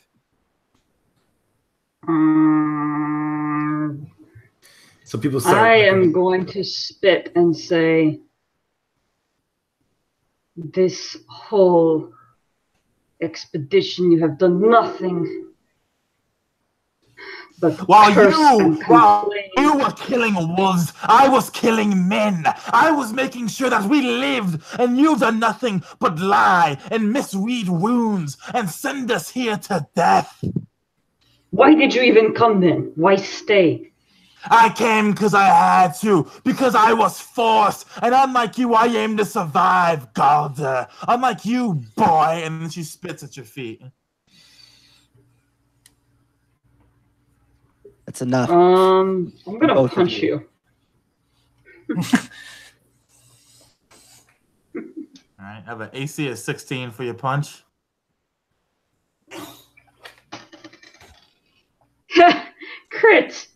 can't believe it. As I die. Okay, Um, roll it up. yep. Ooh. That would be. Wait, what am I rolling for unarmed? It's actually just Just 1 plus your modifier, unless you have a specific ability. yeah. So it'll be 2 plus your modifier, I guess. Okay, so 5 points of damage. I'm just gonna smack you in the hole where your nose should be. Brutal. And can you roll me a d10, please? 10. Or, yeah, the 0. Okay, so there's a couple of teeth that like are fractured from the punch. And Svanhild. Svanhild the Sniffer lets out this wail as and she spits out blood directly into your face as you smack her. And you've actually like knocked her onto all fours, and she crawls away from you, wiping the blood from her mouth. And she looks to you, Brack, and she says, "She's a danger! He's going to kill us! He's trying to kill us!" Enough! Next person who touches another member of this crew is getting an axe. I don't want to hear any more of this. We're on fucking edge. People are dead. We don't have time to play games with each other like this. Either of you.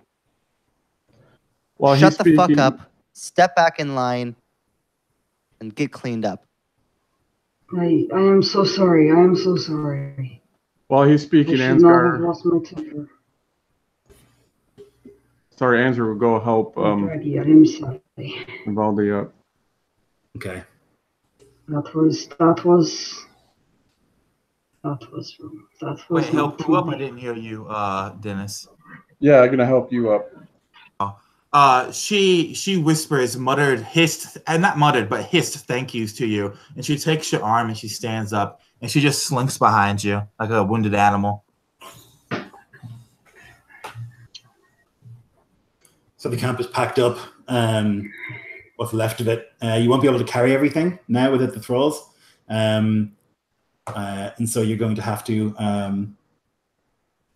choose what you take with you, I suppose. You're going to lose 1 supply, so you can all mark that. You didn't see. Is a question, if I may? Yep. Is the bull rigged up to carry supplies, and could it be used for such, even though it's like meant for sacrifice? Could we use it as a pack animal in the meantime? You could do it. Yep. It's not meant to be because it's like a sacred animal, but yeah. Yeah, well, I just figure, we die on the way there, it's not going to be sacrificed anyway, so, Right. That would be my suggestion to Raggy. Perhaps we can... Yeah. Braggy would begrudgingly allow it. Just the sheer pragmatism is catching up at this point. And it's better to use it while we have it than leave much needed supplies behind. And I would look for any scraps that I could use from any of the slaying to kind of make a sling tie off my arm. I'll help you with that. Yep. I'll You come can over definitely and help you. work together on Find that it. and sling it. Yeah, and give you a dose of mushroom tea for the pain.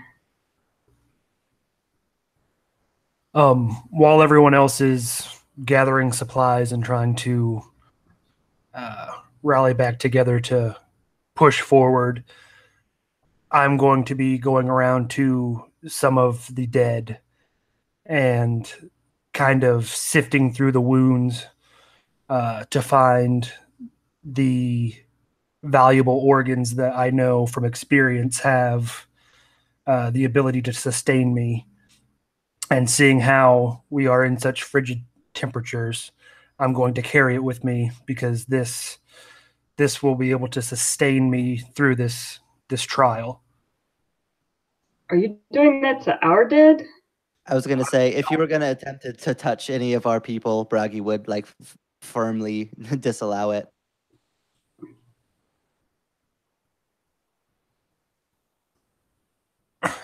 I'll look at you for a moment, and I'll say, makes no difference if I eat it or not. Someone will come behind us, and it will be eaten one way or another. And I just go to all the dead oafs and the wolves that are around the camp, and I'll just begin to carve into them and pack up whatever kind of meat and organs that I can to have as some backup food source. Do I Bragg is gonna, know like, sort of? across to all of the dead warriors in particular, but also the thralls, and like take the dead people's weapons and make sure that everyone at least has one to take with them to the corpse hall, hopefully. Yep. You could do so. You can, if you want to rig up the bull, you could do that and get to carry supplies. And tents is the big thing. You got to carry all these like tents and pegs and things like that. But you can do so if you rig up the bull. Otherwise, you'll lose a supply. We'll use the bull. And can I know sort of how to officiate at funerals, so can I use that feature to try and, I guess, maybe send off our dead well and build a pyre for them? Yep. If you want to take time to do that, it'll take a couple of hours to like build a pyre and like see them off properly. But if you want to do that, you can. I would like to, yes. So with all the wood around, it's not too difficult. You can chop a bunch of wood, or like make the thralls do it, and create a pyre and burn the bodies. Okay, let's take a quick bio break there, and then we'll head out into the icy tundra. We'll be back in 5.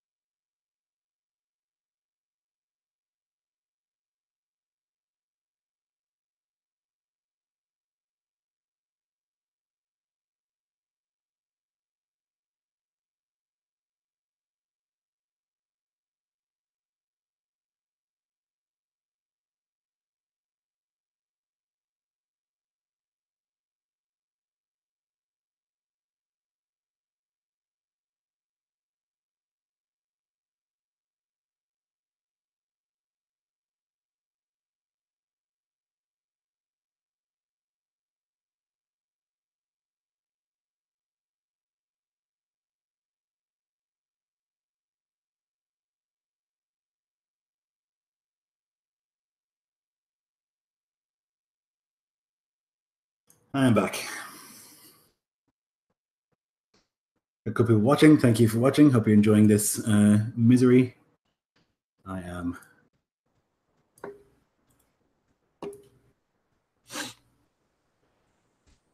How you getting on, Seth? You enjoying it? Yeah. So far, so good. Good. Really, really liking this whole experience. So It's a particularly harsh game to be your first, but it's nonetheless something. I figured, why not, jump in head first. I'm digging the role play as an outlaw. It's pretty it's pretty fun.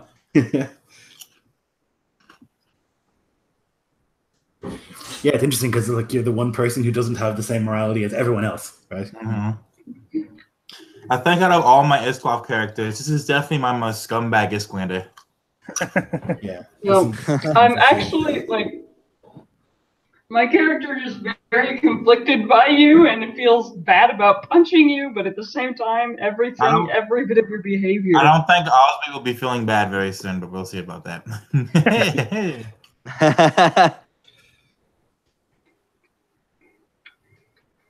All right. Uh-oh.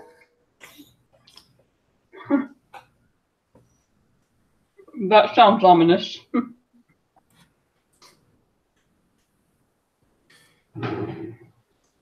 So when you go down a level of supply, which you should be at now, 4, you're still okay. Mm-hmm. The next one, it starts to get a little bit less pleasant. At least we have less mouths to feed now. Yep, though you can carry less stuff as well. Food goes a longer way. Yep.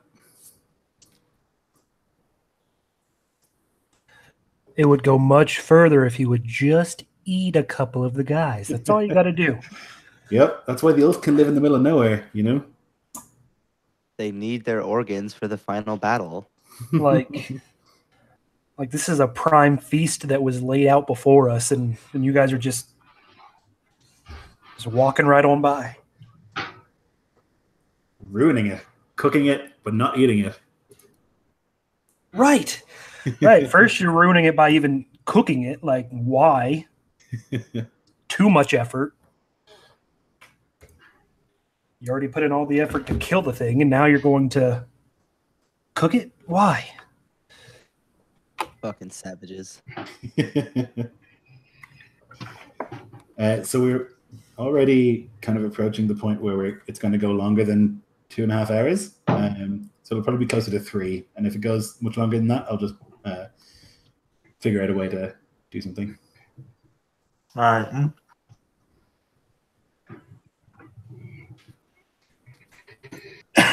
So,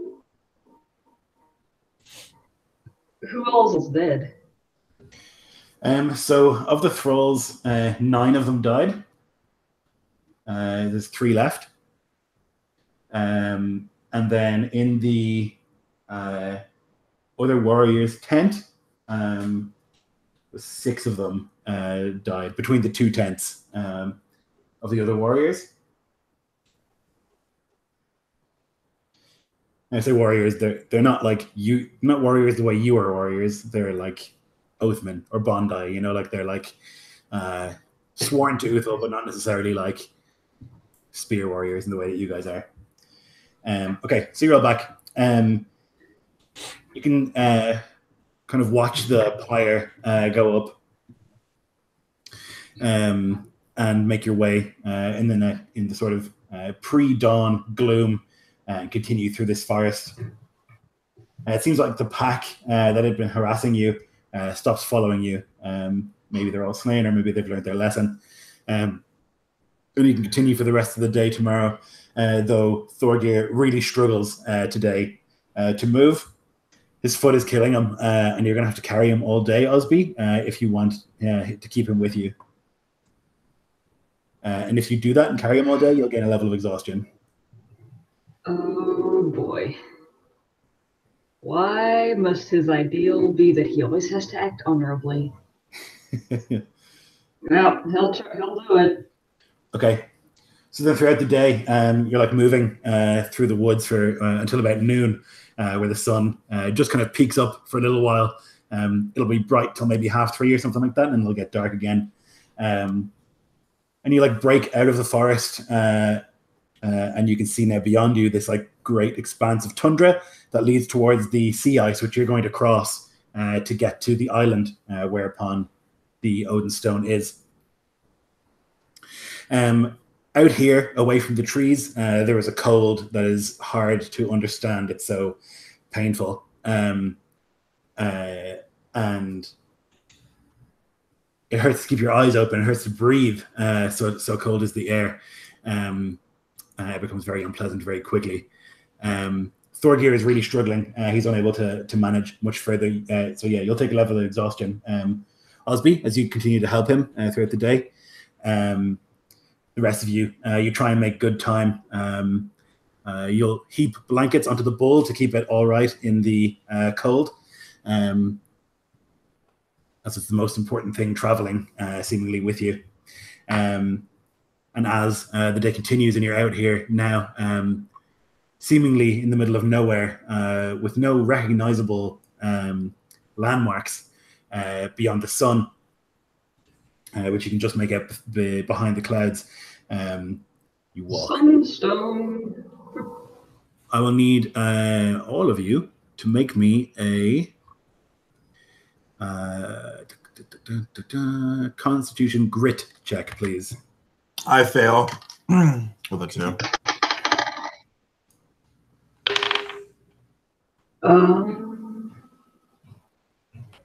23.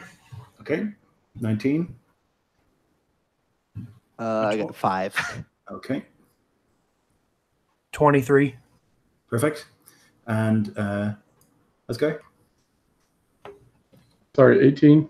Okay. Yep. So then Svanhild and Bragi, you're like walking, and the way the sun is like shining upon the endless white before you, you'll start to get this headache not too long in, and you start to feel this this pain in your eyes. You're both going to become snowblind. No, no. So you'll have disadvantage on wisdom perception checks that rely on sight. Your sight range is reduced to 20 feet. You have disadvantage on range attack rolls. I'll put that into the chat. So is this only while we're traveling out in the snow, or? You can remove the condition by spending 2 days in a dimly lit place. Gotcha. All right. So we're traveling over the snow all day. Like the squinting is agonizing, and it comes to the point where like you see like these like flares every time you look at a light source, anything like that, and it becomes pretty agonizing as you move. The cold continues for the rest of the day, and it starts to get worse at night. Now you're going to be moving onto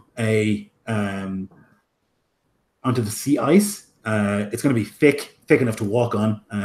That's why you go at this time when it's still sort of wintry. But you probably wouldn't want to light a fire on the sea ice. So do you want to stop before you get to the sea ice and rest for the night out here, or do you want to continue onwards? How long, if I would know, would it take to get all the way across the ice? Would it be like a full night's journey? You think it's about the distance that you walk today. So like the guts of a day, it's coming into evening now. So it's probably like 6 p.m. and you would have left before dawn. So it'll take you like, yeah. Yeah, that's way too long to like push through the night on. And it's not smart to stop for the night. So he would on the ice. So Bragi would gather everybody up, kind of where the edge of this snow meets this ice shelf. We're gonna stop here for the night, rest up, make our trek across the ice in the morning, and start like making orders to try to like clear snow off into kind of some buried clearings to try to get some fires that won't maybe be so noticeable. Okay. So I think you could do the thing with like a blindfold or something. If you like put that around your eyes and like wear like lead while you traveled, it might help. Yeah, so I would do that with Sunhild. Sunhild, yeah, blindfold her and then put her hand on my arm and lead her as we travel. Sounds good. Yep, you can do that, and it'll like somewhat lessen the pain of the snow blindness to you, Svanhild, as you go. You can set up camp. As Svanhild whispered, not whispered, she would hiss thank yous to Asengard as he does this for her. Yeah. So you can make a camp, get the thralls, the remaining 3 of them, to like set up the tents. Would you want to set up like your individual tents again, or would you want to like just camp in the 2 big tents that you have? Because like there's more tents now because there's less people, so you could probably each sleep in an individual tent if you wanted to. The bull needs a tent, and he needs the big one, the other big one that hasn't been destroyed, where the thralls were sleeping. So the thralls are gonna have to sleep with somebody. Svanhild would vote for individual tents. The thralls are like busy getting a fire going, like digging a pit and putting the stones that they've carried from the forest, and are like getting the big bonfire going that all the tents can face. What would be warmest? It's a good question. Probably squished together. You do have like lots of furs and things like that, and like the tents are heavy canvas. They block out like the wind very effectively. I imagine I would get this, like, it's pretty like barren and empty out here, right? Like I figure it would probably be tough to like be like ambushed, like Yeah, or there's anything no, like that. Like there's unless someone was specifically following you, you think there's no way anyone would find you. Like you're so far out of the way. yeah. With that, Braggy would be more willing to allow like separate tents for people, just so people can be more comfortable. They're gonna need as much rest as they can get. Okay. Yep. So the tents will be set up by the thralls and the remaining warriors and things like that. The fire's lit, and you can eat and like fill your bellies with hot food. Although maybe not for the Ulf, who will eat cold meat. And then you can get to sleep. What's the watch situation? You want to put one on? You are in the middle of nowhere. Braggy would still want maybe 1 or 2 people. Okay. To just in case, especially if like for some reason like there's more of that pack and they follow us or something weird like that. Yeah. It was good to have an eye out. So I guess that means the 3 of us who aren't snowblind are going to be taking watches. Yeah, there's still a bunch of warriors with you as well who could like do it like last night. If you guys want to get a rest in, because if you sleep for the 8 hours, you get a short rest in at least. Yeah, I would take a rest, and I'm going to stay in the tent with the bull, given what almost happened before. What we've already sacrificed with the bulls slain, we're kind of out of luck. So, okay, that makes sense. Yep, I'll I'll take a order watch. some warriors to Okay. watch. plus he's got to be pretty warm.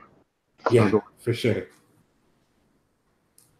Okay, so some of the warriors get to watching, and you can. Did you say you wanted to watch? Get on watch, Ulf? Yeah, if no one else would take it, I will Okay. watch. Yeah. So you can set up outside, like cover yourself in furs and sit by the fire with your back to it to stay as warm as you can. Though even so, it's agonizingly cold out here. And sleep will come pretty quickly after like the exhausting march and like the pain of the sore feet.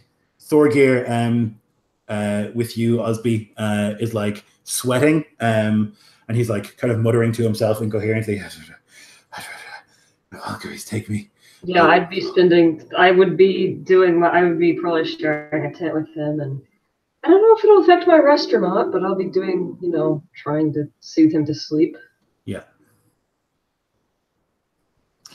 Svanhild, with the roll I sent you earlier, Lloyd, is going to slink out in the dark of the night during Loki's hour, and she's going to listen to Osby's tent and wait until she begins to hear Osby at some point nods off during the night. And if that point never comes, she'll do something else. So would Osby at any point nod off Joe, or does he stay up all night? I think that would depend on how Thorgeir is doing, basically.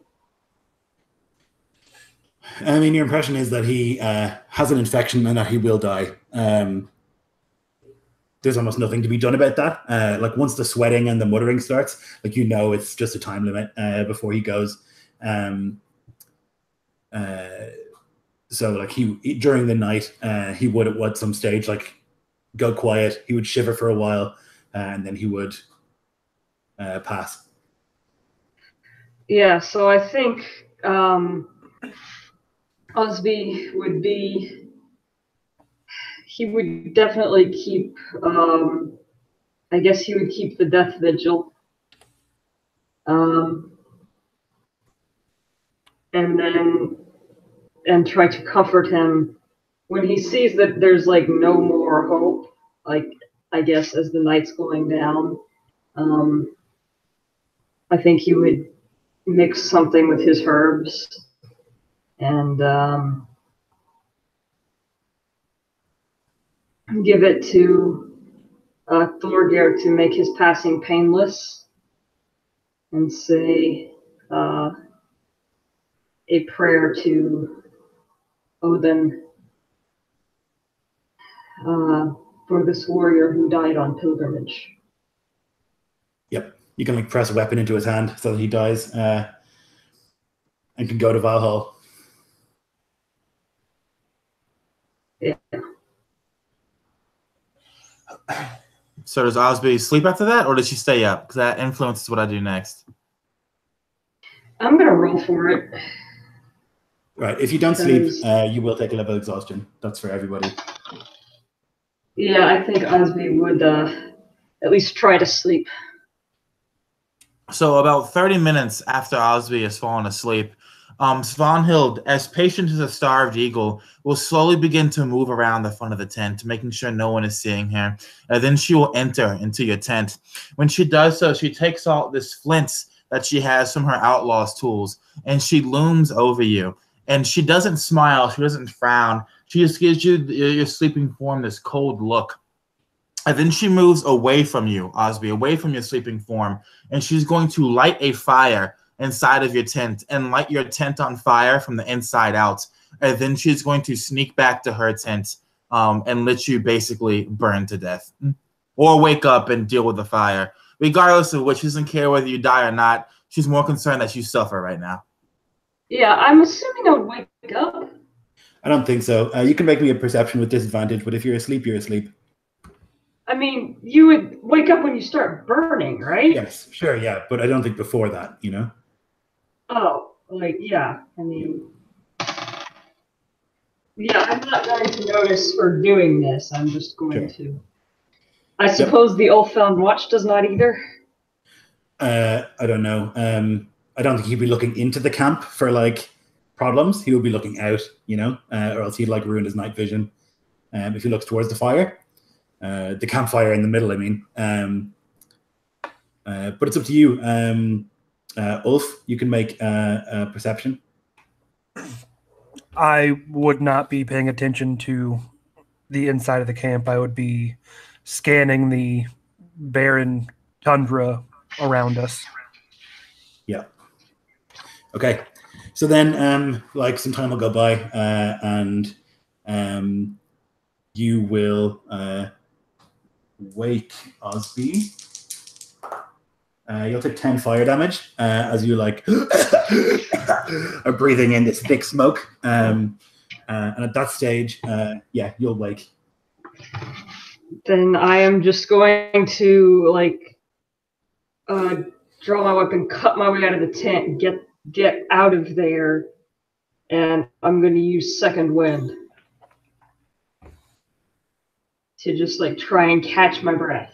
Yeah, you're definitely on fire, so you'll have to like dive into the snow or something like that. Yeah, dive into the snow, second wind, just try and not hurt myself. So I will get 15 hit points back from second wind. as I just dive into the Marquis. Yeah, I'm sure you did.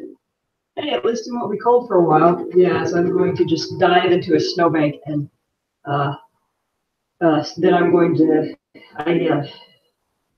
Okay, so you like cut your way out of the tent, and you can then hear it. Ulf, you can like turn around and see Osby like on fire, cut his way out of the tent, and there's like this massive smoke around him. And then he like runs into a snowbank and like throws himself into it, and you can see like as like the snow melts and steams around him. Has the snow taken care of the fire, or is there still a bit of flame on his body? I think it would take care of it pretty quickly. Though there's still like lots of smoke, and it's obvious that like he has been burned. All right, I'm going to rush over to him and kind of take a look over and see what I could possibly do to help. Yeah, I guess what you can see now is that rather than being on fire, he's like soaking wet from the snow. That's not good. Yeah. And he would be in night clothes, I guess. Like he'd still be wearing furs and stuff, but he wouldn't like be covered up properly for being outside. Wouldn't that? I'd still be. Well, I'd have slept in my armor, wouldn't I? If you sleep in your armor 2 nights in a row, you'll take another level of exhaustion. You can't sleep properly in armor. Okay, then I guess I wouldn't have, which means I just have to. So I think you'd be wearing furs and stuff, but I don't think you'd be wearing like because Ulf is outside in like blankets and furs and all that sort of stuff because it's so cold outside. Plus your clothes are on fire. So I'm going to try and put out the fire. Yeah, sure. The fire is out, but the issue now is that you are wet from the snow. Right. I'm going to.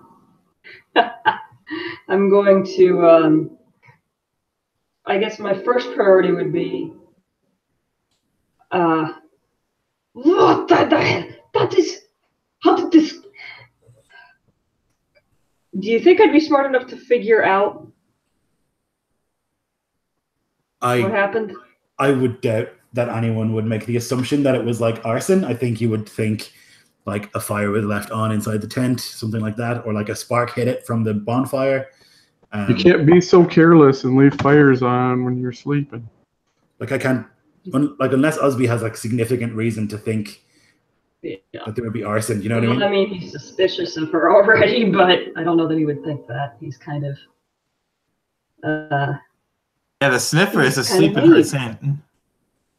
Yeah, so I'm just going to wake the thralls and make them and go sit by the fire and make them help me warm and dry myself, and I'm going to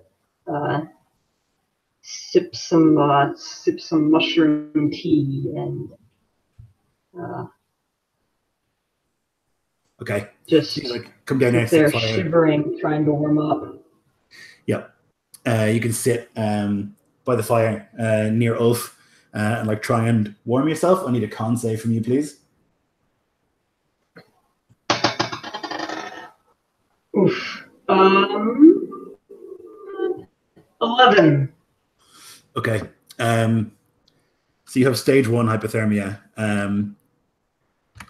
Though you're like at the fire, the time in the snow was significant enough. Your like skin around your fingers and around your toes particularly, and your nose starts to become quite itchy and then becomes numb, and there's like some yellow and white patches. You're going to have disadvantage on checks that require fine manipulation.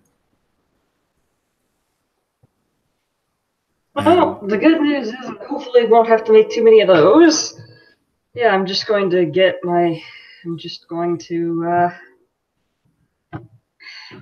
huddle near the fire.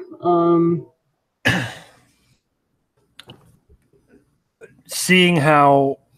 And wonder if I was perhaps not supposed to have eased Thorgeir's passing like that.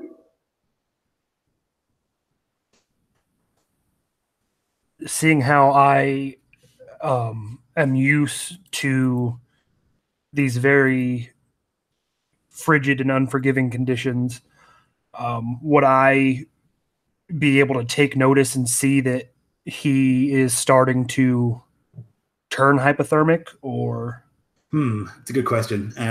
If you were like looking for it, made an investigation, I would say yes, but I don't think you would just like spot it. Do you know what I mean? all right.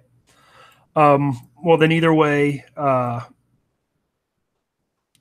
in an attempt to try and help him warm up some more, I will hand over a couple of my furs that I have currently on me. He will need more than furs, Von Fiddle will hiss, and she appears out of the darkness from her tent. She takes your hand, Osby, and she looks it up and down, and she looks at you and she says, hypothermia. You recognize it, Ulf. She will need a tent to sleep in. Sorry, he will need a tent to sleep in. I would like yank my hand away from you and I when I try am to dry, make peace with you, Galder. Come, sleep, get warm, stay healthy. I will do so. Once I am warm by the fire, I will go and share a tent with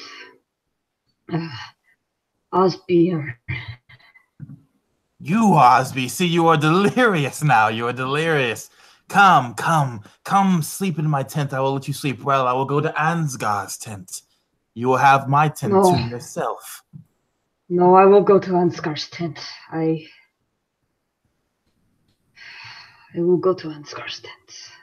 It is not right for me to sleep in the tent of a woman. She will hiss at you for that and then slap your hands so that you yell and hopefully wake up Bragi and then sneak back to her. Not slink back to her tent. There's definitely like some noise from like the burning tent, which no one has dealt with. Osby's tent, which is now burnt down, and the supplies inside. No, I said I was putting the fire out. On yourself. No, I meant the tent too. After I had dived into the snowbank. I don't think there would be enough time to do, because it was like already heavily on fire, which is why you were on fire. Do you know what I mean? So like to put it out, you'd have to bury it in snow, which you could do, but like the stuff inside, the food and stuff would be ruined. Yeah, I just want to make sure my armors and like the sacred things are all right, which would have been like right by me. Yep. Okay. Okay, so Bragi, there's been a lot of noise. Go ahead and make me a perception with disadvantage.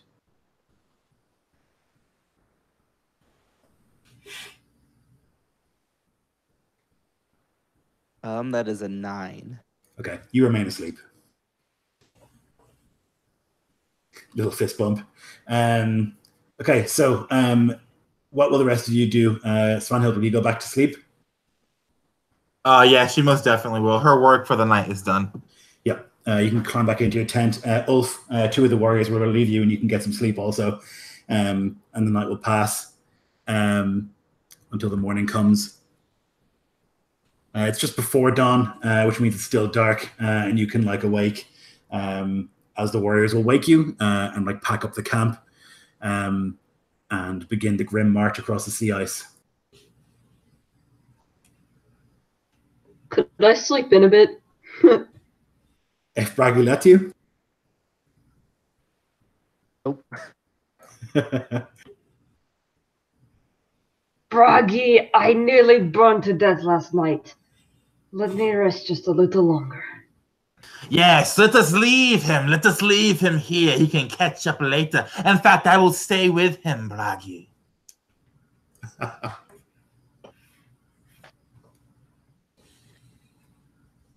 We don't have time. Every hour that we spend out here is a waste of food, waste of breath. We need to move. We need to move now. Which we have less of now that you burned your tent to the ground.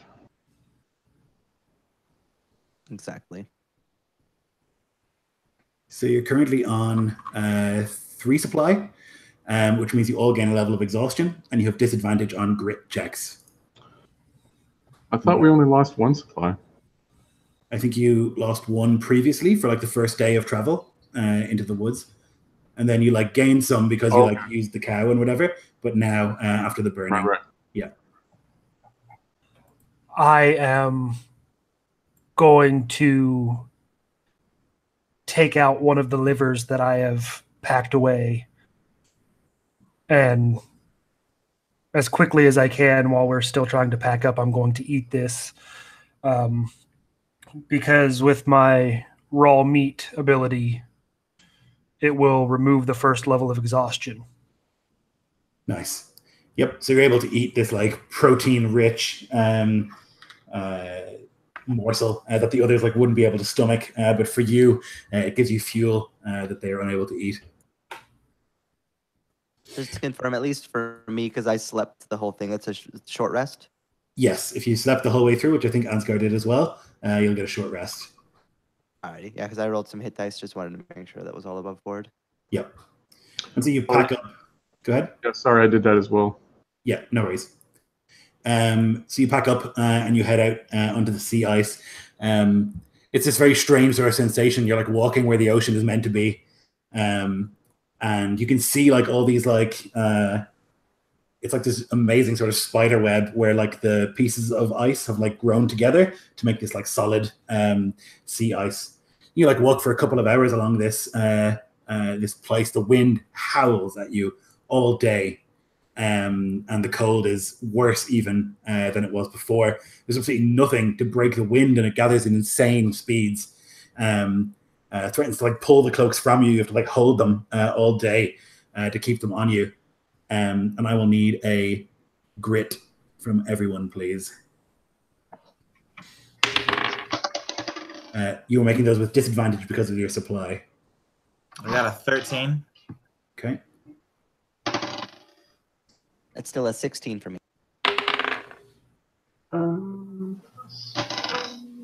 I don't really think it affects the roll, but what's the impact? Because now, who is it? Osby has 2 levels of exhaustion. Yes. 2 levels of exhaustion will be disadvantage on question mark. Let me check. Disadvantage on all ability checks, and his speed is halved. Oh my. Yep, that's bad news. Okay. I picked up the second level. Oh dang! I didn't get rid of the first one. No, because you didn't have a long rest. It's going to if she goes to level 3, it's going to be disadvantage on attack and saving throws. Right. Okay. So you're moving throughout the day, and after like carrying Thorgeir previously, and then after like the burning in the night, you can all see Osby like lagging behind, like unable to keep up, like obviously exhausted, obviously like near freezing, and he like struggles to keep up. Will any of you help him? If anyone attempts to, like any of the NPCs, Zonhead will say, "We must conserve our strength and keep moving. If he lags, he lags. Odin wants us to go forward with our own strength."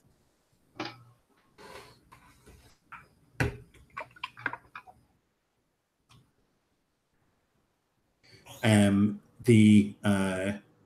of the NPCs are like, you can see that they want to, but they also like realize that if they help, and they've seen what happened to Osby from helping, they're like wary and they don't want to die out here.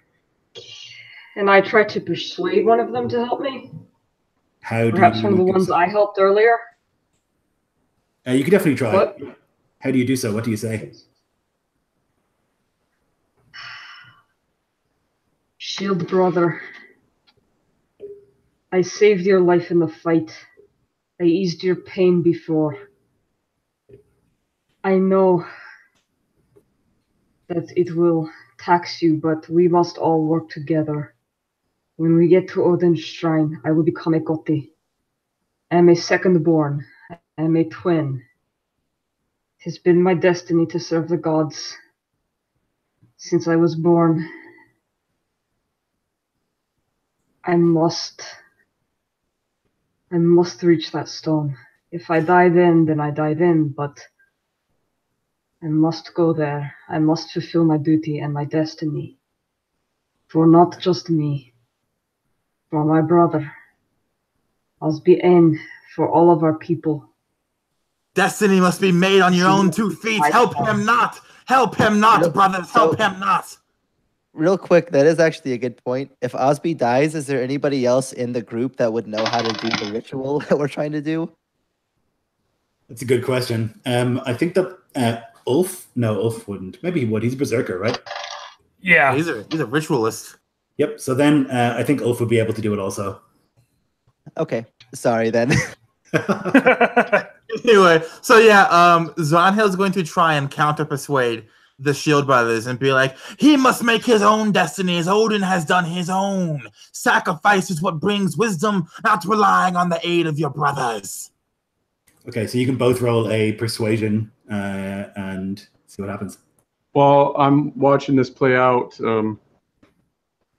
Ansgar will move over to Braggy and lower his voice as to not interfere in what is playing out and say, all deserve a warrior's death. As we are down supplies, perhaps we could make use of the bull. We have lost many already. I'm loath to give one to the ice.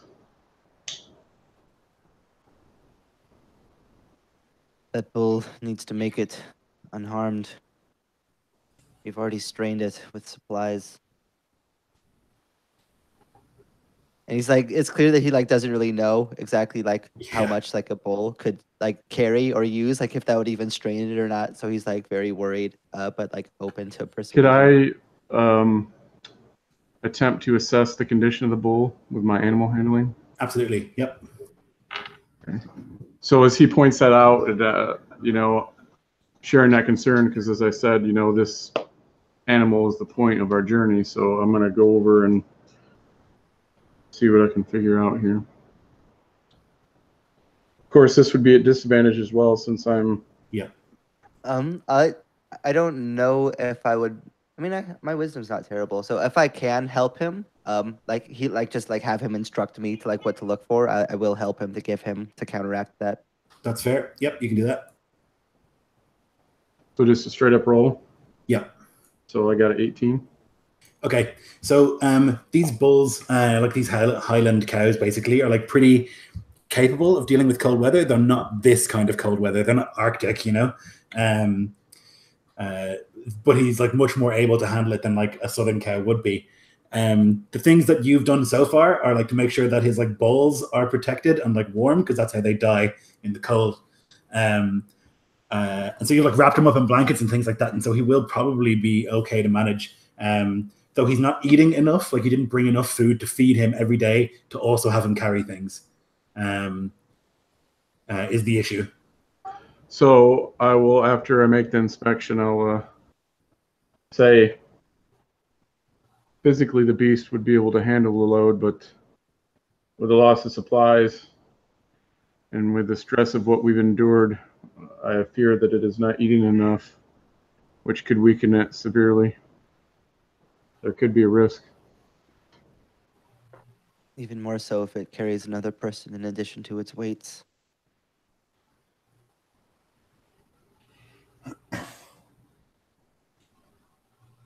Agreed. He's gonna like look back towards Osby struggling with Svanhild like yelling at the men. Just this din of argument. He's gonna like frown at the sight of it, but sadly, the bull is the mission. Without it, there is nothing, and all this death and would be for waste. So he's just gonna kind of like slowly shake his head. You can see that the men are like worried and tired, and like as the shouting continues, like they're too selfish and too tired to try and help Osby. Like they saw what happened to Osby. Osby helped Thorgir, and now Thorgir is dead, and now Osby is dying. And there's like their self-sufficiency and their like need to survive outweighs their feeling of responsibility or honor. And so like they won't like say no to you, Osby, but they'll kind of all just like look down at the ground and start moving again as they start to walk. And you'll continue walking together. What did the rest of you get on your grit checks? I saw what Dennis got, but I didn't see what Dennis got. Forgot.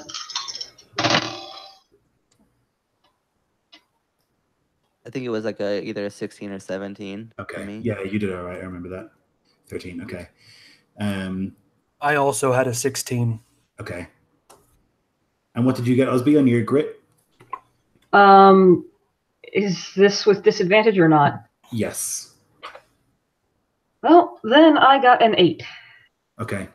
So, Svanhild, you will, as you're like walking, like you can feel your teeth chattering, and you'll like, at one stage, like pull out some dried rations to like put them into your mouth, and your hand is shaking. You can see those yellow stains on your skin too, and like start just lose feeling. You have the first stage of hypothermia. And what were the effects of that again? You have disadvantage on checks that require fine manipulation. All right.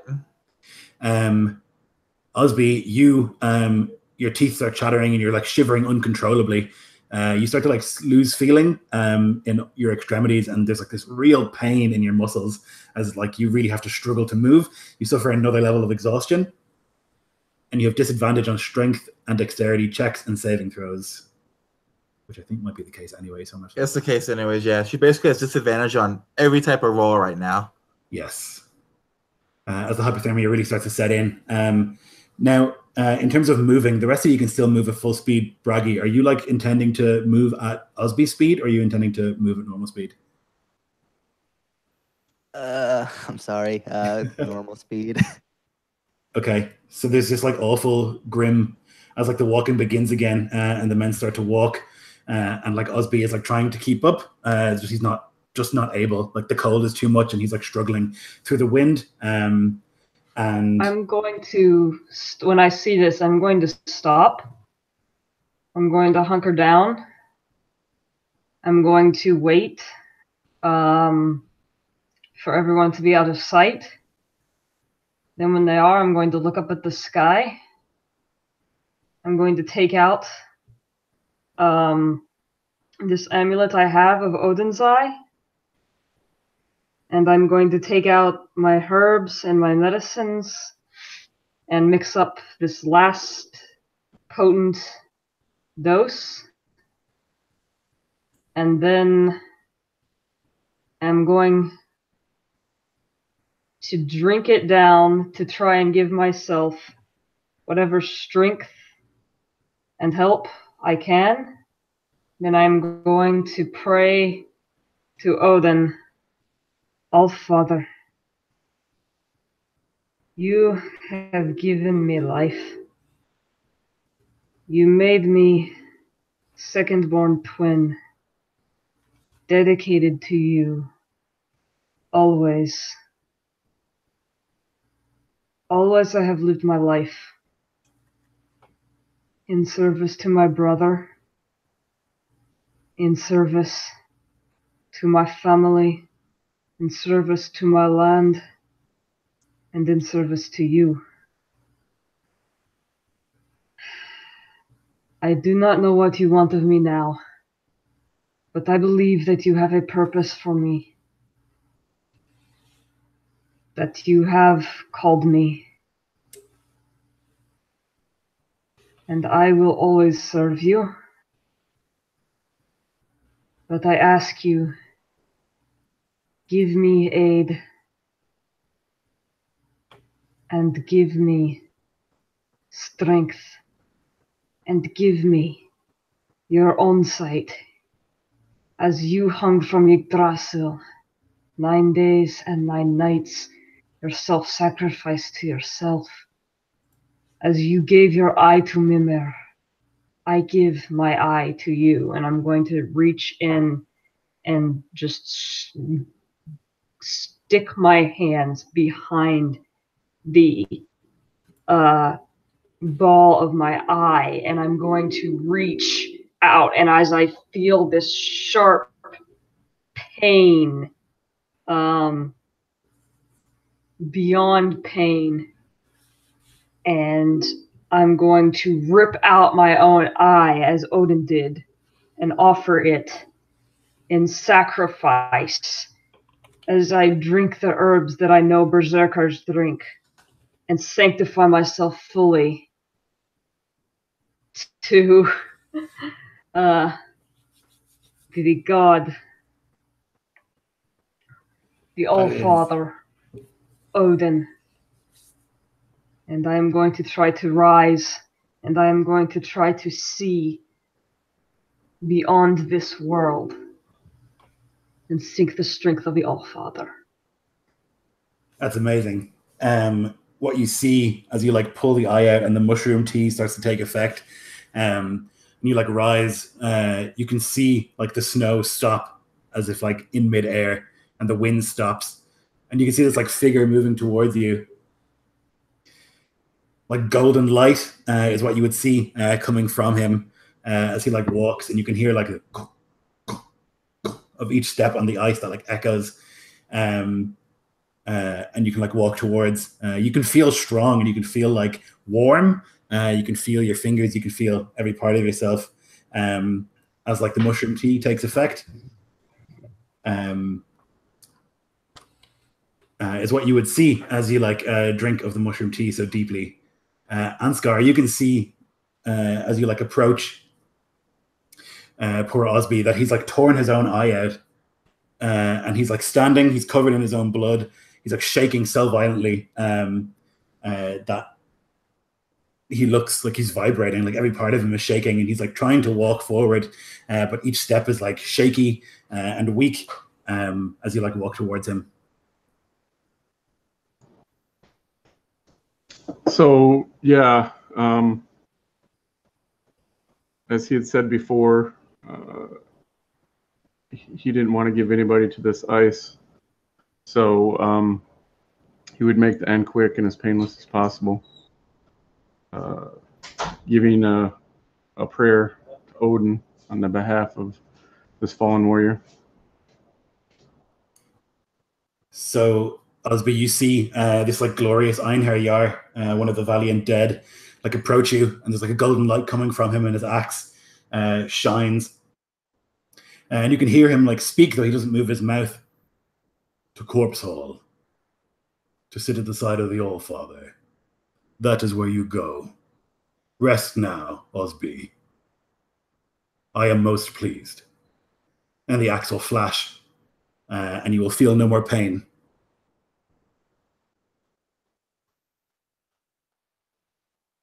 All right. That was glorious.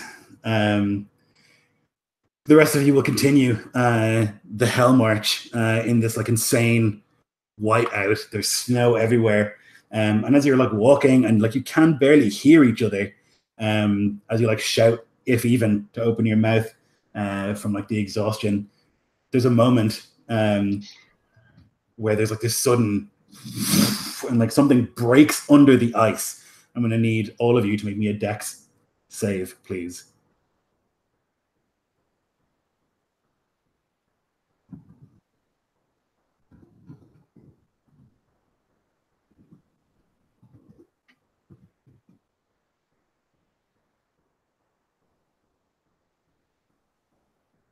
So would I be back caught up with him at this point? Yeah, I think so. This would be like a And so what check is this? Dex save. Oh, 17. Okay, 21. nice. I'm sorry, what are we rolling? A dex save, please. why couldn't I have inspiration? So that's not bad. That's pretty terrible. 18. Okay. It was pretty good until the disadvantage part. I got a 2. Oh boy. Well, you'd only have disadvantage at level 3 exhaustion. Yeah, we're only level 1, so you should be good. Oh, okay. Oh, I that's thought you guys were level 2 We're level no, 1. we're 1. Yeah, Level 1. because you failed the grit check. I didn't fail a grit check. I got hypothermia, so that means I can't finally. I have no fine motor skills. Yeah, the exhaustion level comes for the second one, which is what you got, Jill. Okay, so I'm going to see if the bull can make this check. Does, and some thralls. Okay, so you see this insane thing. There's like this crack in the ice, and then this like geyser of water fires up 200 feet into the air. It's like you can hear this like monster breathing as like a whale surfaces and like cracks through the ice, a bowhead whale, and just like comes up through the sea ice to breathe. And and like many of you are thrown. The thralls fall into the water, as do 6 of the warriors from the crack, and like they quickly pull themselves back out. You know that they're done for. And the whale kind of stays there for a moment, this insane monster, and like breathes, and then back beneath the waves.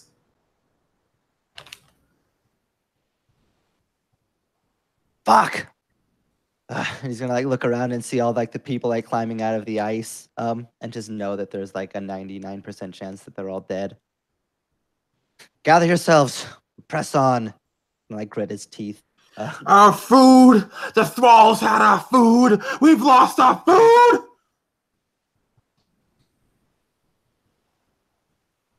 And You better Svanhild shut up and take your energy. You'll need it. Our food, our food, our food. And she looks at you, Ulf, and she eyes that pack you're carrying of like the raw meats, and she licks her lips underneath her mask, but she doesn't do anything else. You continue walking now, and it's minutes, maybe 20 minutes before like those who fell into the water simply stop walking. They just like fall, and they follow you no longer. The bull is still with you. At this stage, it's almost just you. And as you like walk through the sea ice, you can see in the distance like the hill. You think another 2, maybe 3 hours, and you'll get there of land. And then you can like see on the periphery of your vision a form moving across the ice. White against white. A bear. It's like prowling, and there are 2 cubs behind it. It looks thin, and it's like moving across, and it's moving its head to side to side, sniffing, and then like turns. It's like long neck and like looks in your direction. And it stands and lets like this like insane roar.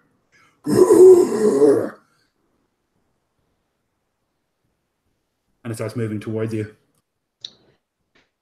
Would I have any insight into what could possibly be done to dissuade it, other than obviously brute force? If you can outrun someone else, that's probably your best bet. Okay, then without any further ado, I will begin moving post haste. I want to run with him. Bro, I'm going to be using my quick run ability to get in my second dash so I can move even faster than he does. He doesn't even say anything. As soon as he just picks up the polar bear, he's just gone. Yeah, so Ansgar is gone, and then Svanhild is gone with him. So I guess you would see Braggy, like the 2 just run back away. I think you would like catch sight of this thing as well, and like see it moving towards now what is just you and Ulf and the bull.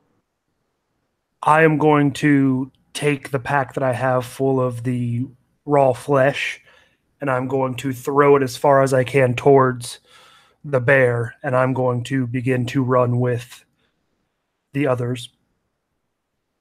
Yep, you can do so. It's like moving at what can only be described as a pants-shittingly fast pace, like across the ice without any sort of concern about falling in. It's like running now and moving at this insane speed. You can see that it's like smells whatever's in the bag, but it can see the bull beyond, like just the most insane treasure for a bear that like tries to hunt here where there's nothing.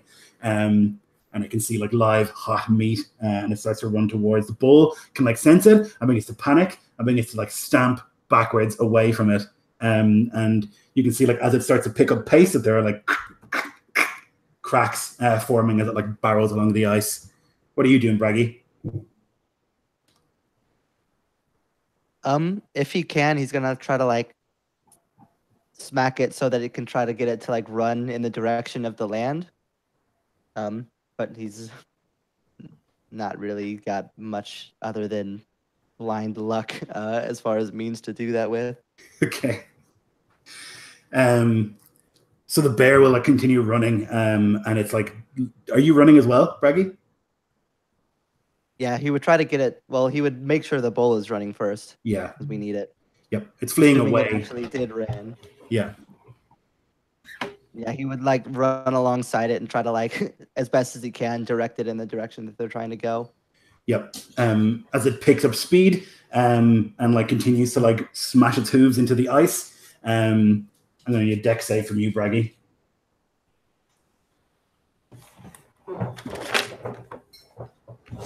4. 4. 4. Okay, so you can see this, like the bull is just like, and it's like making that awful noise that like bulls make when they're terrified. And at one stage, as it's running, one of its hooves just through the sea ice, and there's like a crack that like splinters. And as you're running with it, you like step on a piece of ice that then the end you're on goes into the water, and the other end goes up out of it, and you're going to fall into the icy water, as well as the bull. At this stage, the 3 who are running, you like have a pretty significant head start, and the bear is going to run after the bull that has now fallen under the water, and it's going to like go down there and devour it, as well as Braggy will like drag them up to the surface over the next like hour or so, and that bear will live fat and healthy, as will the cubs. So on the plus side, there's that. The rest of you who have now run with no supplies, like you'll run across the sea ice until you have exhausted yourself. And what happens beyond that, I think is pretty clear for everyone to see, that we won't spend another hour discussing. Ulf cannibalizes the both of us. Almost certainly. He definitely gets away. Yeah, Braggy's like literally like being in armor is going to spend his drowning moments like literally like trying to tie his axe into his own hand. Yes. So that can at least drown with it. Yep. All right. So, Jesus, that was a lot harsher than I thought it would be. Thanks, guys. That was really fun. Yeah, it was lots of fun. So thanks if you watched, and I end the broadcast.